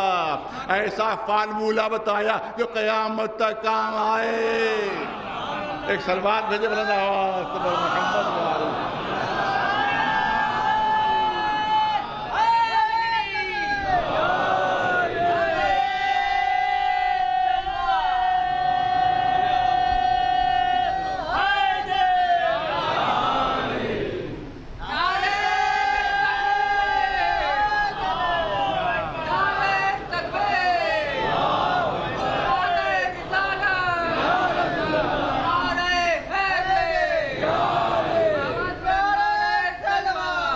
امام زمانہ ٹرسٹ میں تعاون آپ کی طرف سے تعاون بالکل 0 ہے، 0 ہے۔ زیادہ گزارش ہے کہ اس میں آپ لوگ ضرور مدد فرمائیں، کیونکہ اس کے ذریعے سے بہت کام ہوتے ہیں پورے سال۔ لہٰذا گزارش ہے امام زمانہ اسلام ٹرسٹ میں آپ حضرات ضرور تعاون فرمائیں، کیونکہ صرف 2 ہی دن رہ گئے ہیں۔ لہٰذا اگلا پچھلا سب حساب جو ہے وہ برابر کیجئے، اور کیا اس سے زیادہ اس کے اندر ڈالیے۔ آپ زیادہ جتنا تعاون کیجیے گا انشاءاللہ اتنا ہی اس میں کام ہوگا۔ صلوات بھیجے بلند آواز سے اصحاب کرام کے سامنے رسول نے فرمایا جاؤ 2 رکعت نماز پڑھو، وضو کرو 2 رکعت نماز پڑھو، جب نماز تمام کر لینا تو بارگاہ الہی میں دعا مانگنا، اللہم انی اسألک بحق محمد و توجہ الیک بحق محمد نبی الرحمہ۔ اس کے بعد پکارنا یا محمد یا محمد، تمہاری بینائی واپس آ جائے گی، تمہاری آنکھیں واپس آ جائیں گی۔ اصحاب بیٹھے ہوئے تھے، ابھی بزم تمام نہیں ہوئی تھی، ابھی دربار تمام نہیں ہوا تھا، وہ شخص دوڑتا ہوا آیا، اس طرح سے جیسے کوئی بینا شخص دوڑتا ہے جس کی آنکھیں آ چکی ہیں۔ رسول کے قدموں پر سر رکھ دیا، اے اللہ کے رسول بینائی واپس آ گئی۔ اے اللہ، دیکھیے کہا جاتا ہے کہ مرنے کے بعد وسیلہ نہیں بنا سکتے، یہ بھی جب کہا گیا کہ زمانہ رسالت میں لوگ رسول اللہ کو وسیلہ بناتے تھے تو اب قلابازی کھائی مفتیوں نے، اب ملاؤں نے قلابازی کھائی۔ ارے زندہ سے مانگ سکتے ہو، مردہ کو نہیں بنا سکتے۔ ارے شریک، اس کا مطلب اللہ کا شریک زندہ کو بنا سکتے ہیں آپ؟ اللہ کا شریک زندہ بن سکتا، بس مردہ نہیں بن سکتا۔ تو شرک ہوا کہ نہیں ہوا؟ چاہے مردہ ہو چاہے زندہ ہو، شریک ہو، شرک ہو گیا کہ نہیں ہو گیا؟ لیکن صرف اور صرف دھوکہ دینے کے لیے پبلک کو باتیں بدلی جاتی ہیں، فتوے بدلے جاتے ہیں۔ جب ثبوت پیش کر دیا گیا کہ رسول اللہ کو وسیلہ بنایا گیا تو کہا کہ نہیں، زندہ کو آپ بنا سکتے، مردہ کو نہیں بنا سکتے۔ اب سن لیجئے، یہ حدیث تمام حدیث کی کتابوں میں ہے۔ وہ شخص خلیفہ سوم کے زمانے تک زندہ تھا، وہ شخص رسول اللہ دنیا سے رخصت ہو چکے ہیں، رسول اللہ دنیا سے جا چکے ہیں، خلیفہ سوم کا زمانہ ہے۔ ایک شخص تھا جو خلیفہ سوم سے ملنا چاہتا تھا، مگر جب بھی جاتا تھا دربار روک دیتے تھے، کہاں جا رہا تم، کہاں جا رہا تم؟ نہیں، اجازت نہیں، جاؤ، نہیں مل سکتے۔ اب وہ گھبرا چاروں طرف گھوم رہا تھا. اسی شخص سے ملاقات ہوئی کہ جس کو رسول اللہ نے بینائی عطا کی تھی. یہ علماء اہل سنت لکھ رہے ہیں، شیعہ کتابوں میں نہیں ہے. علماء اہل سنت لکھ رہے ہیں، اور انہی کے لیے پڑھ بھی رہا ہوں، شیعوں کے لیے پڑھ بھی نہیں رہا ہوں. ایک صلوات بلند آواز تو محمد وآلہ.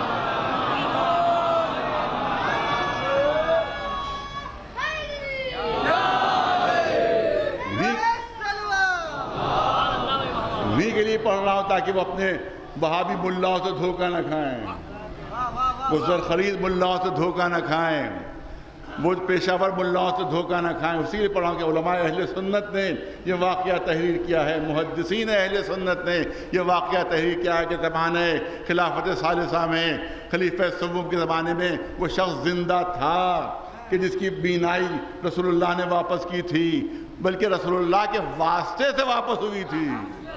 اور توجہ رہے، جملے بدل دوں، رسول اللہ کے وسیلے سے واپس ہوئی تھی. رسول اللہ نے خود دعا نہیں مانگی تھی، بلکہ اس نے وسیلہ بنایا تھا، واسطہ بنایا تھا، تب بینائی واپس آئی تھی. وہ زندہ تھا اور یہ شخص اتفاق سے اس سے مل گیا. گھبرایا، پوچھا کیا بات ہے، کیوں اتنے گھبرائے، اتنے پریشان ہو؟ کہ کیا بار بار جاتا ہوں اور بار بار مجھے ہٹا دیا جاتا ہے، بار بار ہٹا دیا جاتا ہے. بہت ضروری کام ہے خلیفہ وقت سے، بہت اہم کام ہے خلیفہ وقت سے، لہذا میں کیا کروں؟ کہ آپ وہی کام کرو جو میں نے کیا تھا. علماء اہل سنت تحریر کرتے ہیں کہ وہی کام کرو جو میں نے کیا تھا. جاؤ وضو کرو، 2 رکعت نماز پڑھو، اور جس طرح سے میں نے دعا مانگی تھی کہ اللہم انی اسألک بحق محمد و توجہ الیک بنبی محمد نبی الرحمہ، پھر پکارو یا محمد یا محمد. کہا جاتا ہے مردے کو پکارنا شرک ہے. زمانے خلافت ثالثہ میں وہ کہہ رہے ہیں صحابی رسول ہیں جو کہہ رہے ہیں یا محمد کہہ کے پکارو، تمہارا کام حل ہو جائے گا، تمہاری مشکل حل ہوگی. اس نے اسی طرح سے نماز پڑھی، اسی طرح سے دعا مانگی.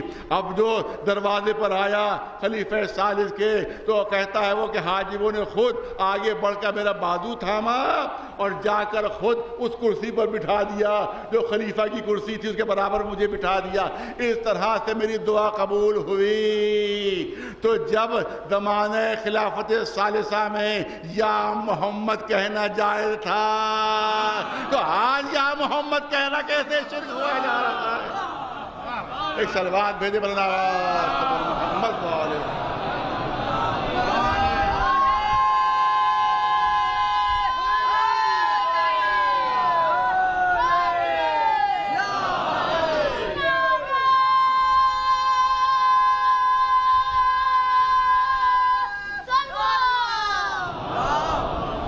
بس بہت کم وقت رہ گیا میرے پاس، کیا کیا جائے. بڑی مشکل منزل میری ہے کہ میں اس ریسرچ پر کو آپ کو کتنا پیش کروں کتنا نہیں. لہذا بات کو مختصر کرنا چاہتا ہوں کہ رسول اللہ نے وسیلے بنائے ہیں ہماری نجات کے لیے. نجات کے لیے وسیلے بنائے، بغیر ان کے تمہیں نجات نہیں مل سکتی. جو وسیلے بنے ہوئے ہیں، بنانا شرک ہے. ارے توجہ ہے. کہا جاتا ہے کہ قرآن مجید میں آیت ہے کہ یہ جو مکے کے مشرک ہیں، یہ مکے کے مشرک ہیں، خود بناتے ہیں اور خود ہی ان کو وسیلہ بناتے ہیں، اللہ کے تقرب کا وسیلہ بناتے ہیں. اللہ کے تقرب کا وسیلہ، یہی حوالہ دیا جاتا ہے کہ تم کیا کرتے ہو، ائمہ معصومین کو تقرب کا وسیلہ بناتے ہو، رسول اللہ کو تقرب کا وسیلہ بناتے ہو. تو تم میں اور کوفے کے اور مکے کے مشرکین میں فرق کیا رہا؟ مکے کے مشرکین میں اور تم میں فرق کیا رہا؟ وہ بھی وسیلہ بناتے تھے اور کہتے تھے ہم ان کی عبادت نہیں کر رہے ہیں. یہی جملے ہیں، ہم ان کی عبادت نہیں کر رہے ہیں بلکہ ان کو تقرب کا وسیلہ بنا رہے ہیں، ان کو تقرب کا وسیلہ بنا رہے ہیں. تو تم بھی تو یہی کہتے ہو کہ ہم اہل بیت کی عبادت نہیں کر رہے ہیں، ہم اہل بیت کی عبادت نہیں کر رہے ہیں بلکہ ان کو ہم تقرب کا وسیلہ بنا رہے ہیں. تو تمہارے جملے میں ان کے جملے میں کوئی فرق نہیں ہوا. وہ بھی یہی کہتے ہیں، تم بھی یہی کہتے ہو. میں کہوں گا نہیں، زمین و آسمان کا فرق ہے، زمین و آسمان کا فرق ہے. وہ خود بناتے ہیں اور کہتے ہیں. یہاں اللہ نے جن کو بنایا ہے ہم ان کو وسیلہ بنا رہے ہیں. خود بنانا شرک نہیں، اللہ نے جن کو بنا دیا ہے ان کو ماننا عین توحید ہے. ایک صلوات بھیجے اللہ آئیے جلدی جلدی قرآن کی انشاءاللہ بات میں نعرے لگائیے گا، بات مکمل ہو، بات آپ کے سامنے پیش کروں۔ قرآن مجید پوری توجہ رہے، وسیلہ نہ بناؤ، وسیلہ نہ بناؤ، نہیں، وسیلہ بنانا واجب ہے، وسیلہ بنانا واجب ہے، مگر خود نہ بناؤ۔ اللہ نے جن کو پہچانوا دیا ہے ان کو وسیلہ بناؤ۔ قرآن کی بہترین مثال آپ کے سامنے پیش کرنا چاہتا ہوں۔ جناب موسیٰ گئے، درخت سے آواز اللہ کی آئی، درخت سے آواز آئی، مان لیا کہ اللہ کی آواز ہے، مان لیا، یہاں تک کہ جوتے چپلیں اتار کر جاتے تھے وہاں، اتنا احترام تھا کیونکہ اللہ کی آواز تھی۔ اور وہاں پر سامری نے ایک بچھڑا بنایا، سامری نے ایک بچھڑا بنایا اور کچھ اس طرح سے بنایا کہ اس میں سے بھی آواز آنے لگی۔ ارے توجہ رہے، اس میں سے بھی آواز آنے لگی۔ زمانہ موسیٰ میں دو چیزوں سے آواز آئی، زمانہ موسیٰ میں دو چیزوں سے آواز آئی، درخت سے آواز آئی اور بچھڑے سے آواز آئی، درخت سے آواز آئی، بچھڑے سے آواز آئی۔ ایک کو مان لیا، دوسرے کو جلا دیا۔ ارے توجہ چاہتا ہوں، موسیٰ نے ایک کو مان لیا، دوسرے کو جلا دیا۔ آواز اس سے بھی آ رہی ہے، آواز اس سے بھی آ رہی ہے، بے جان وہ بھی ہے، بے جان یہ بھی ہے، اس کو مانا کیوں، اس کو جلایا کیوں؟ موسیٰ جواب دیں گے، یہ بنانے والوں نے خود بنایا تھا، یہ دنیا والوں نے خود بنایا تھا، لہذا یہ جلنے کے لائق ہے، اور اس کو اللہ نے مقرر کیا تھا، تعظیم کے لائق ہے۔ ایک صلوات بھیجے محمد۔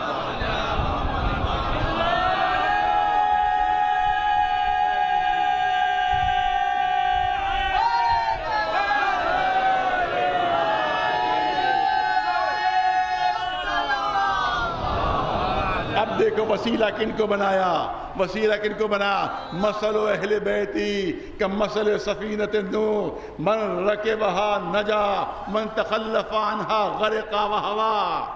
دیکھو میرے اہل بیت کی مثال سفینہ نوح کسی ہے، جو اس پر سوار ہوگا وہ نجات پائے گا۔ وسیلہ نجات کیا ہے؟ سفینہ اہل بیت، جو اس پر سوار ہوگا وہ نجات پائے گا، اور جو اس سے روگردانی اختیار کرے گا وہ غرق و ہلاک ہو جائے گا۔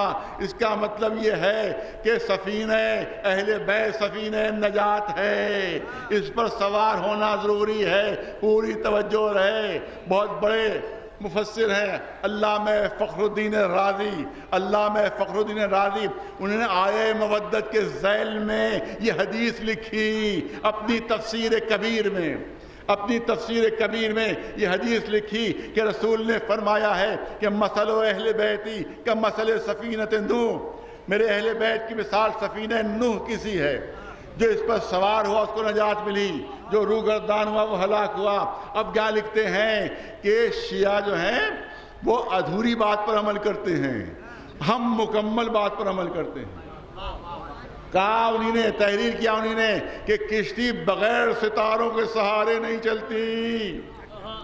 آج بھی کشتی جو ہے وہ ستاروں ہی کے سہارے، آج بھی جہاز جو ہیں وہ ستاروں کے سہارے چلتے ہیں، تو کشتی بغیر ستاروں کے سہارے نہیں چلتی، لہذا ہم نجات پائیں گے، شیعہ نہیں، ہم نجات پائیں گے، شیعہ نہیں، کیونکہ ہم کشتی اہل بیت پر سوار بھی ہیں، اور رسول نے فرمایا اصحابی کالنجوم، میرے اصحاب ستاروں جیسے ہیں، میرے اصحاب ستاروں جیسے ہیں، لہذا اصحاب سے بھی ہم وابستہ ہیں، اہل بیت سے بھی ہم وابستہ ہیں، یعنی کشتی پر سوار ہے، ستاروں پر نظر ہے۔ علامہ راضی لکھ رہے ہیں کہ کشتی اہل بیت پر ہم سوار ہیں اور ستاروں پر نظر ہے، نجات ہمیں ملے گی، نجات ہمیں ملے گی۔ اتنا بڑا عالم اور اتنا بڑا دھوکہ کھا رہا ہے، اتنا بڑا دھوکہ کھا رہا ہے کہ ہم کشتی پر سوار ہیں اہل بیت کی، اور ہماری نظر ستاروں کے اوپر ہے، لہذا نجات ہمیں ملے گی۔ رسول نے یہ نہیں فرمایا میرے اہل بیت کشتی جیسے ہیں، ارے توجہ رہے، یہ نہیں کہا کہ میرے اہل بیت کشتی جیسے ہیں، تب آپ کہہ سکتے تھے کہ کشتی پر سوار ہیں، ستاروں پر نظر ہے، نہیں، کشتی جیسے نہیں، کشتی نوح جیسے ہیں، کشتی نوح جیسے ہیں. تو اب مجھے یہ بتا دیجئے کہ اب ستاروں پر نظر کہاں ہوئی؟ کیونکہ کشتی دن میں چلی تھی، رات میں نہیں چلی تھی.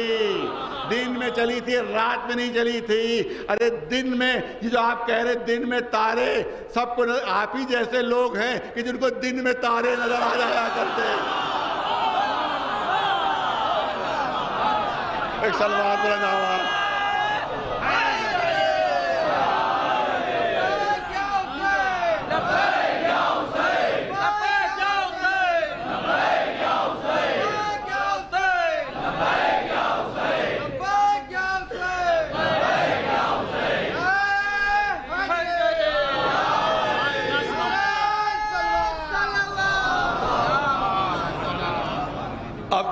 صاحبان ذوق ہے، جملہ نظر کرنا چاہتا ہوں. ستاروں پر نظر ہے، کشتی پہ سوار ہیں. ارے رات میں ستارے نظر آتے ہیں، دن میں نہیں. پتہ نہیں فضیلت اہل بیت کا تھپڑ کتنی زور سے پڑا تھا ان کے کہ دن میں تارے نظر آ رہے ہیں.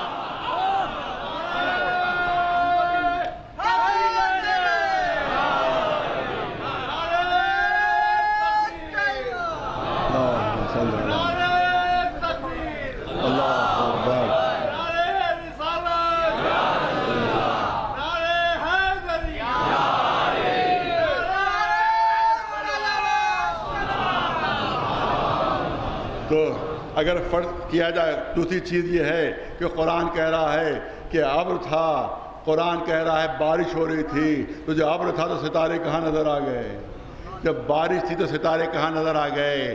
اور اس کے بعد اعلان کیا کہ جو کشتی میں سوار ہوا اس کو نجات ملے گی. یہ تو دیکھو کہ اعلان کیا ہو رہا ہے.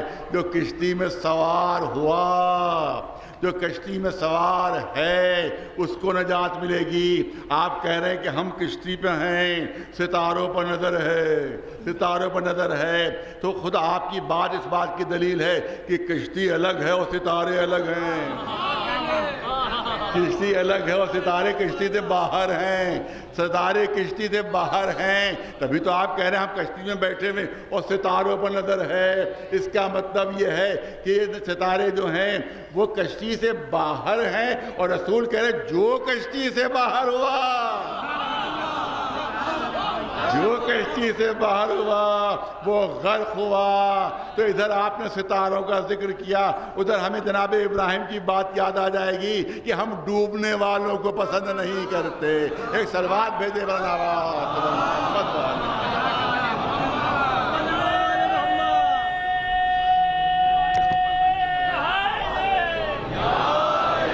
اور یہیں پر مجھے والد مرحوم کے جملے یاد آتے ہیں. اسی موقع پر کبھی کبھی فرماتے تھے، وہ کہتے تھے کہ عام کشتی نہیں ہے بلکہ کشتی نوح ہے. کشتی نوح ہے اور مثل کہا ہے، مثل نہیں کہا ہے.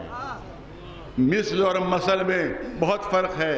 مثل یعنی ملتی جلتی، پوری طرح سے نہیں ہے ملتی ہوئی، یعنی کچھ صفتیں، کچھ ہلکی سی جھلک آ گئی ہے، پوری توجہ رہے. مثل نہیں، مثل یعنی کشتی نوح میں کچھ ہلکی سی جھلک تھی. کشتی اہل بیت کی بالکل مثل نہیں تھی بلکہ مثل تھی. کیونکہ فرق تھا کشتی نوح میں اور کشتی اہل بیت میں. کشتی نوح لکڑی کے ٹکڑوں سے بنی تھی اور کشتی اہل بیت جگر کے ٹکڑوں سے بن رہی ہے، دل کے ٹکڑوں سے بن رہی ہے. وہ ستاروں کے سہارے چل سکتی ہے مگر توجہ رہے، عام کشتیاں ستاروں کے سہارے چل سکتی ہے مگر کشتی نوح صرف اللہ کے اشارے پر چل رہی تھی. اور یہاں اللہ نے اعلان فرمایا کہ اہل بیت وہ ہیں کہ جن کا ارادہ میرا ارادہ ہے. ایک سلوات بھیجے بہت توجہ رہے. وہ فرماتے تھے کہ کشتی نوح جو ہے وہ عذاب کے پانی میں چلی تھی، کشتی اہل بیت رحمت کے دریاؤں میں چل رہی ہے، رحمت کے دریاؤں میں چل رہی ہے. ارے کشتی نوح کوہ جودی پر جا کر ٹھہر گئی تھی اور کشتی اہل بیت حوض کوثر پر جا کر ٹھہری. ایک صلوات بلند آواز محمد والے.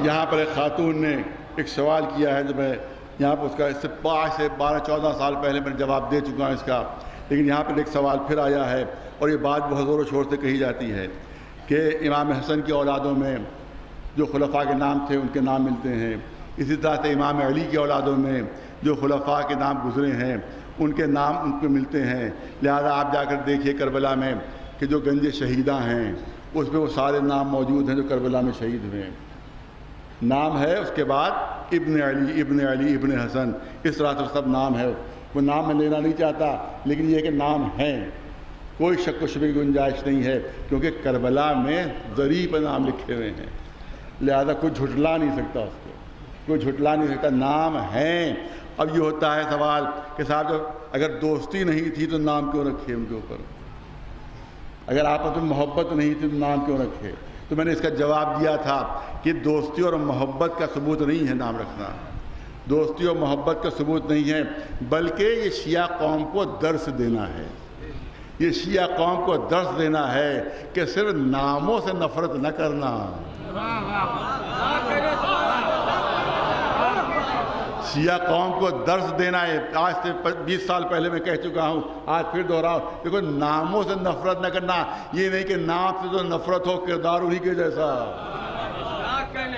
نام سے تو اظہار نفرت کرو میں کردار انہی جیسا، لعنت بھیج رہے ہو بس سیرت انہی جیسی، وہ بے ایمان تھے تم بھی بے ایمانی کر رہے ہو، وہ غاصب تھے تم نے بھی غصب کر لیا، وہ جھوٹے تھے تم نے بھی جھوٹ بولنے لگے تم، لہذا لعنت سے کوئی فائدہ نہیں ہوگا، برا بھلا کہنے سے کوئی فائدہ نہیں ہوگا، کیونکہ تم نام کو برا کہہ رہے ہو، کردار تمہارا ویسے ہی، سیرت تمہاری ویسے ہی، لہذا نام پر نام رکھا ہے اس لیے کہ دیکھو ناموں سے نفرت کرنے سے فائدہ نہیں ہوگا، کردار بدلو، اپنی سیرت بدلو۔ ارے اصل پوری توجہ رہے، حالانکہ لفظ جو ہے وہ بہت کنٹروورشیل ہے، مگر میں عرض کرنا چاہتا ہوں کہ اصل تبرہ نام پر نہیں ہے، اصل تبرہ یہ ہے کہ ان کے کردار سے اپنے کردار کو الگ رکھو، ان کی سیرت سے اپنی سیرت کو الگ رکھو، یہ ہے اصلی تبرہ۔ ایک سلوات بھیجے بر محمد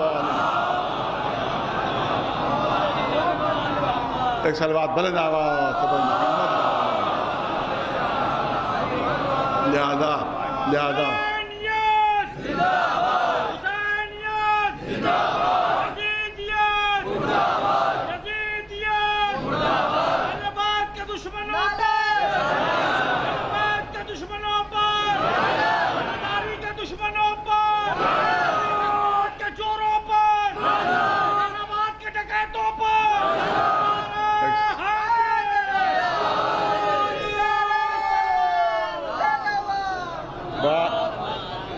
محمد محمد۔ تو یہ ہے اصل صورتحال، لہذا شہیدوں میں کربلا کے شہیدوں میں نام ملے گا، جہاں حضرت عباس کا نام ہے، جہاں حضرت علی اکبر کا نام ہے، جہاں حضرت قاسم کا نام ہے، وہاں یہ سب نام مل رہے ہیں۔ اور آج تذکرہ علی کے ایک بیٹے کا کرنا ہے، حالانکہ وقت بہت کم رہ گیا ہے، لیکن ایسا وفادار بیٹا، ایسا وفادار کہ جس کی شجاعت کی کوئی انتہا نہیں تھی، جو اس پر روئے زمین میں سب سے بڑا بہادر تھا، لیکن حسین نے کہہ دیا تھا اے عباس تلوار نہیں نکالنا ہے، اے عباس جنگ نہیں کرنا ہے۔ تو اب میرا عقیدہ یہ ہے کہ تلوار نکالنا کیسا، تلوار کے قبضے پر ہاتھ جانا کیسا۔ عباس نے نظر بھر کے تلوار کو دیکھا بھی نہیں، کیونکہ آقا کا حکم نہیں ہے، آقا کی اجازت نہیں ہے۔ بس ایک بچپنے کا واقعہ سن لیجیے، میں نے کبھی عرض کیا تھا کہ جب بھی آپ باہر تشریف فرما ہوتے تھے تو امام حسین ہمیشہ جناب عباس سے پانی طلب کرتے تھے۔ ایک مرتبہ ننھے سے عباس ہیں، حسین نے کہا کہ مجھے پیاس لگی ہے، ننھا سے عباس پانی لیے دوڑتے ہوئے حسین کی خدمت میں پہنچے۔ جیسے جناب عباس کو پانی لاتے دیکھا، حسین کی آنکھوں میں آنسو آ گئے، امام حسین کی آنکھوں میں آنسو آ گئے۔ جناب عباس نے ہاتھ جوڑ کر عرض کیا آقا کیا غلام سے کوئی خطا ہے، کیا غلام سے کوئی قصور ہو گیا ہے؟ کہا اے عباس تم سے خطا کیسی، تم سے قصور کیسا، ابھی میں نے جیسے تمہیں آواز دی ویسے تم دوڑ کر آ گئے، لیکن ایک وقت ہوگا میں تمہیں پکار رہا ہوں اور تم جواب نہیں دو گے، تم جواب نہیں دو گے. ننھا سا سن تھا, کم سنی کا عالم تھا, یہ تو پوچھنے کی جرت نہ ہو سکی کہ وہ کون محل کون وقت ہوگا.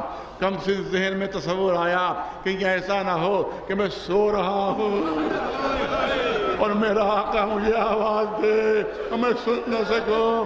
اب روایت کہتی ہے عباس نے بستر پر جانا چھوڑ دیا, عباس نے راتوں کو سونا چھوڑ دیا.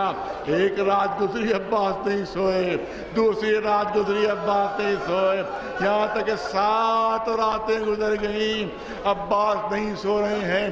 جناب زینب کی نظر پڑی, دیکھا ننھے سے عباس, چہرے کا رنگ زرد ہے, بدن پر تھر تھری ہے, آنکھیں بے خوابی سے سرخ ہیں.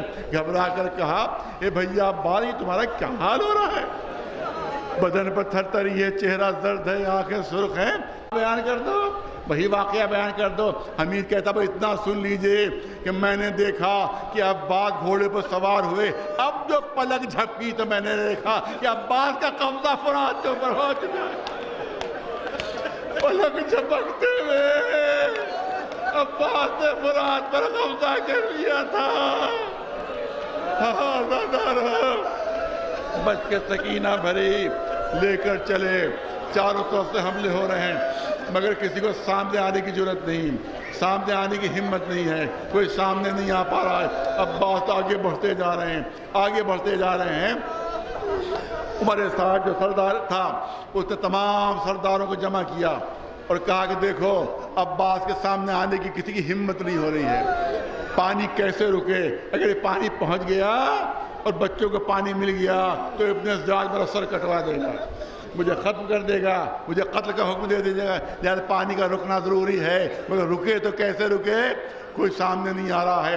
ان سرداروں نے کہا کہ ہم عباس کی جنگ دیکھ رہے ہیں اور ہم نے یہ اندازہ کیا ہے کہ عباس کی پوری توجہ مشق کی طرف, عباس کی پوری توجہ مشق سکینہ کی طرف ہے. کوئی تیر نہ لگنے پائے, کوئی نیزہ نہ لگنے پائے, کوئی تلوار نہ لگنے پائے.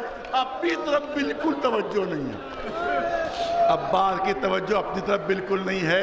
لہذا اگر چھپ کر حملہ ہو تو شاید کامیابی مل جائے, شاید کامیابی مل. ایک ملعون درخت کی آڑ میں کھڑا ہوا, عباس سامنے سے گزرے, پوری توجہ مشق سکینہ کی طرف. اس ملعون کو موقع ملا, بھرپور وار کیا, ایک ہاتھ کٹا. عباس نے ایک ہاتھ سے علم سنبھالا, نیزہ سنبھالا, مشق سکینہ سنبھالی, پھر آگے بڑھے, پھر چھپ کر وار ہوا. عباس کا دوسرا ہاتھ بھی قلم ہو گیا, علم گر گیا, نیزہ گر گیا, مگر وفادار عباس نے مشق سکینہ نہیں گرنے دی. دانتوں میں دبی ہوئی میت آگے بڑھ رہے ہیں. حمید کہتا ہے میں نے دیکھا کہ زخمی حالت میں عباس دونوں بازو قلم ہیں, دانتوں میں مشق دبی ہوئی ہے, گھوڑے کو ادھر دے کر آگے بڑھاتے ہیں اور رکابوں پر زور دے کر بلند ہوتے ہیں اور کچھ آگے دیکھتے ہیں, پھر آگے بڑھتے ہیں, پھر رکابوں زور دے کر بلند ہوتے اور کچھ آگے دیکھتے ہیں. حمید کہتا ہے مجھے تعجب ہوا کہ اس عالم میں یہ عباس آگے کیا دیکھ رہے ہیں, یہ آگے کیا دیکھ رہے ہیں. وہ کہتا ہے جب میں نے غور کیا تو مجھے اندازہ ہوا عباس بلند ہو کر دیکھتے تھے اب سکینہ کا خیمہ کتنی دور رہ گیا, اب سکینہ کا خیمہ کتنی دور رہ گیا. حمید کہتا ہے میں نے اتنی جنگیں دیکھی, اتنی جنگیں دیکھی, مگر میں نے نہیں دیکھا کہ کوئی بہادر اتنا زخمی ہونے کے بعد گھوڑے پر بیٹھا رہ گیا ہو. عباس کے دونوں ہاتھ کٹے ہوئے تھے, تلواریں پڑ رہی تھی, نیزے پڑ رہے تھے, تیر پڑ رہے تھے, ارے جسم کے ٹکڑے اڑے جا رہے تھے, مگر عباس گھوڑے سے گر نہیں رہے, عباس گھوڑے سے گر نہیں رہے تھے. عمر سعد نے حرملہ کو قریب بلایا, اے حرملہ عباس گر نہیں رہے ہیں, گر نہیں رہے ہیں, کوئی ایسی ترکیب کر عباس گھوڑے سے گر جائے. کہا میرے پاس ترکیب موجود ہے, ایک 3 بھال کا تیر ابھی موجود ہے. مشق سکینہ کا نشانہ لیا, مشق چھدی, عباس کا سینہ چھد گیا, عباس کا سینہ چھد گیا. ایک ملعون قریب آیا, ہاتھ میں بڑا سا گرز لیے ہوئے, اے عباس میں نے سنا تم بڑے بہادر ہو, میں نے سنا ہے تم بڑے شجاع ہو، میں تم پر حملہ کر رہا ہوں، اگر روک سکو تو روک لو۔ عباس نے حسرت سے آسمان کی طرف دیکھا، پالنے والے تو دیکھ رہا میرے دونوں ہاتھ کٹے ہوئے ہیں، ملعون نے گرد مارا۔ عباس کا سر شگافتہ ہوا، عباس چورا کر زمین پر گرے۔ عزاداروں بس آخری جملے ہیں، 1 منٹ سے زیادہ نہیں لینا ہے۔ آیت اللہ بحر العلوم جب بہت کم سن چھوٹے سے تھے تو اپنے بابا کے ساتھ جناب عباس کی قبر کی زیارت کے لیے گئے۔ نیچے اس زمانے میں تہہ خانہ کھلا ہوا تھا، ان کا سن 8-9 برس کا تھا۔ اپنے بابا کے ساتھ جناب عباس کی قبر کی زیارت کی۔ جب زیارت کر چکے تو سوال کیا اپنے بابا سے، اے بابا یہ بتائیے کہ آپ ہی لوگ فرماتے رہتے ہیں کہ جناب عباس کا قد اتنا طویل تھا کہ جب گھوڑے پر بیٹھتے تھے تو پیر زمین سے لگ جاتے تھے۔ کہاں بیٹا سچ کہہ رہے ہو، ہمارے چھوٹے آقا کا قد ایسے ہی تھا کہ جب گھوڑے پر بیٹھتے تھے تو پیر زمین سے لگ جاتے تھے۔ بابا جب اتنا طویل قد تھا تو یہ قبر اتنی چھوٹی کیوں ہے؟ یہ قبر اتنی چھوٹی کیوں ہے؟ یہ سننا تھا۔ ان کے بابا نے ایک چیخ مارے، اے میرے بیٹے تم نے کیا پوچھ لیا؟ اے میرے بیٹے تم نے کیا پوچھ لیا؟ ارے میرے سینے پر خنجر مار دیا تم نے، یہ کیا پوچھا؟ نہیں بابا آپ ہی بتائیے یہ قبر اتنی چھوٹی کیوں ہے؟ کہا اگر پوچھا ہے تب سن لے کہ جس وقت بے بسی کے عالم میں دونوں ہاتھ کٹے ہوئے، سر شگافتہ عباس کربلا کی زمین پر پڑے ہوئے تھے تو عمر سعد گھوڑے کی پیٹھ پر کھڑا ہوا، گھوڑے کی پیٹھ پر کھڑا ہوا اور پورے لشکر کو خطاب کر کے کہا، اے لشکر والو تم میں سے کون ہے جو علی سے بدلہ لینا چاہتا ہے؟ تم میں سے کون ہے جو علی سے بدلہ لینا چاہتا ہے؟ ہزاروں ہاتھ اٹھ گئے، ہزاروں ہاتھ اٹھ گئے۔ ہم علی سے بدلہ لیں گے، ہم علی سے بدلہ لینا چاہتے ہیں۔ کسی نے کہا میرے باپ کو مارا، کسی نے کہا میرے دادا کو علی نے مارا، کسی نے کہا چچا کو مارا، مگر یہاں علی کہاں ہے؟ میں علی سے بدلہ کیسے لے؟ کہ علی کا لال عباس ارے بے بس زمین پر پڑا ہوا ہے، جو علی سے بدلہ لینا چاہتا ہو وہ آ کر عباس سے بدلہ لے لے۔ روایت کہتی ہزاروں تلواریں چلنے لگی، عباس کے جسم کے ٹکڑے کٹ کٹ کٹ کربلا کی زمین پر بکھرنے لگے۔ تو امام زین العابدین بطور اعجاز آئے، ایک چادر میں عباس کے جسم کے ٹکڑوں کو جمع کیا، وہ چادر دفن ہوئی ہے عباس کی قبر سے۔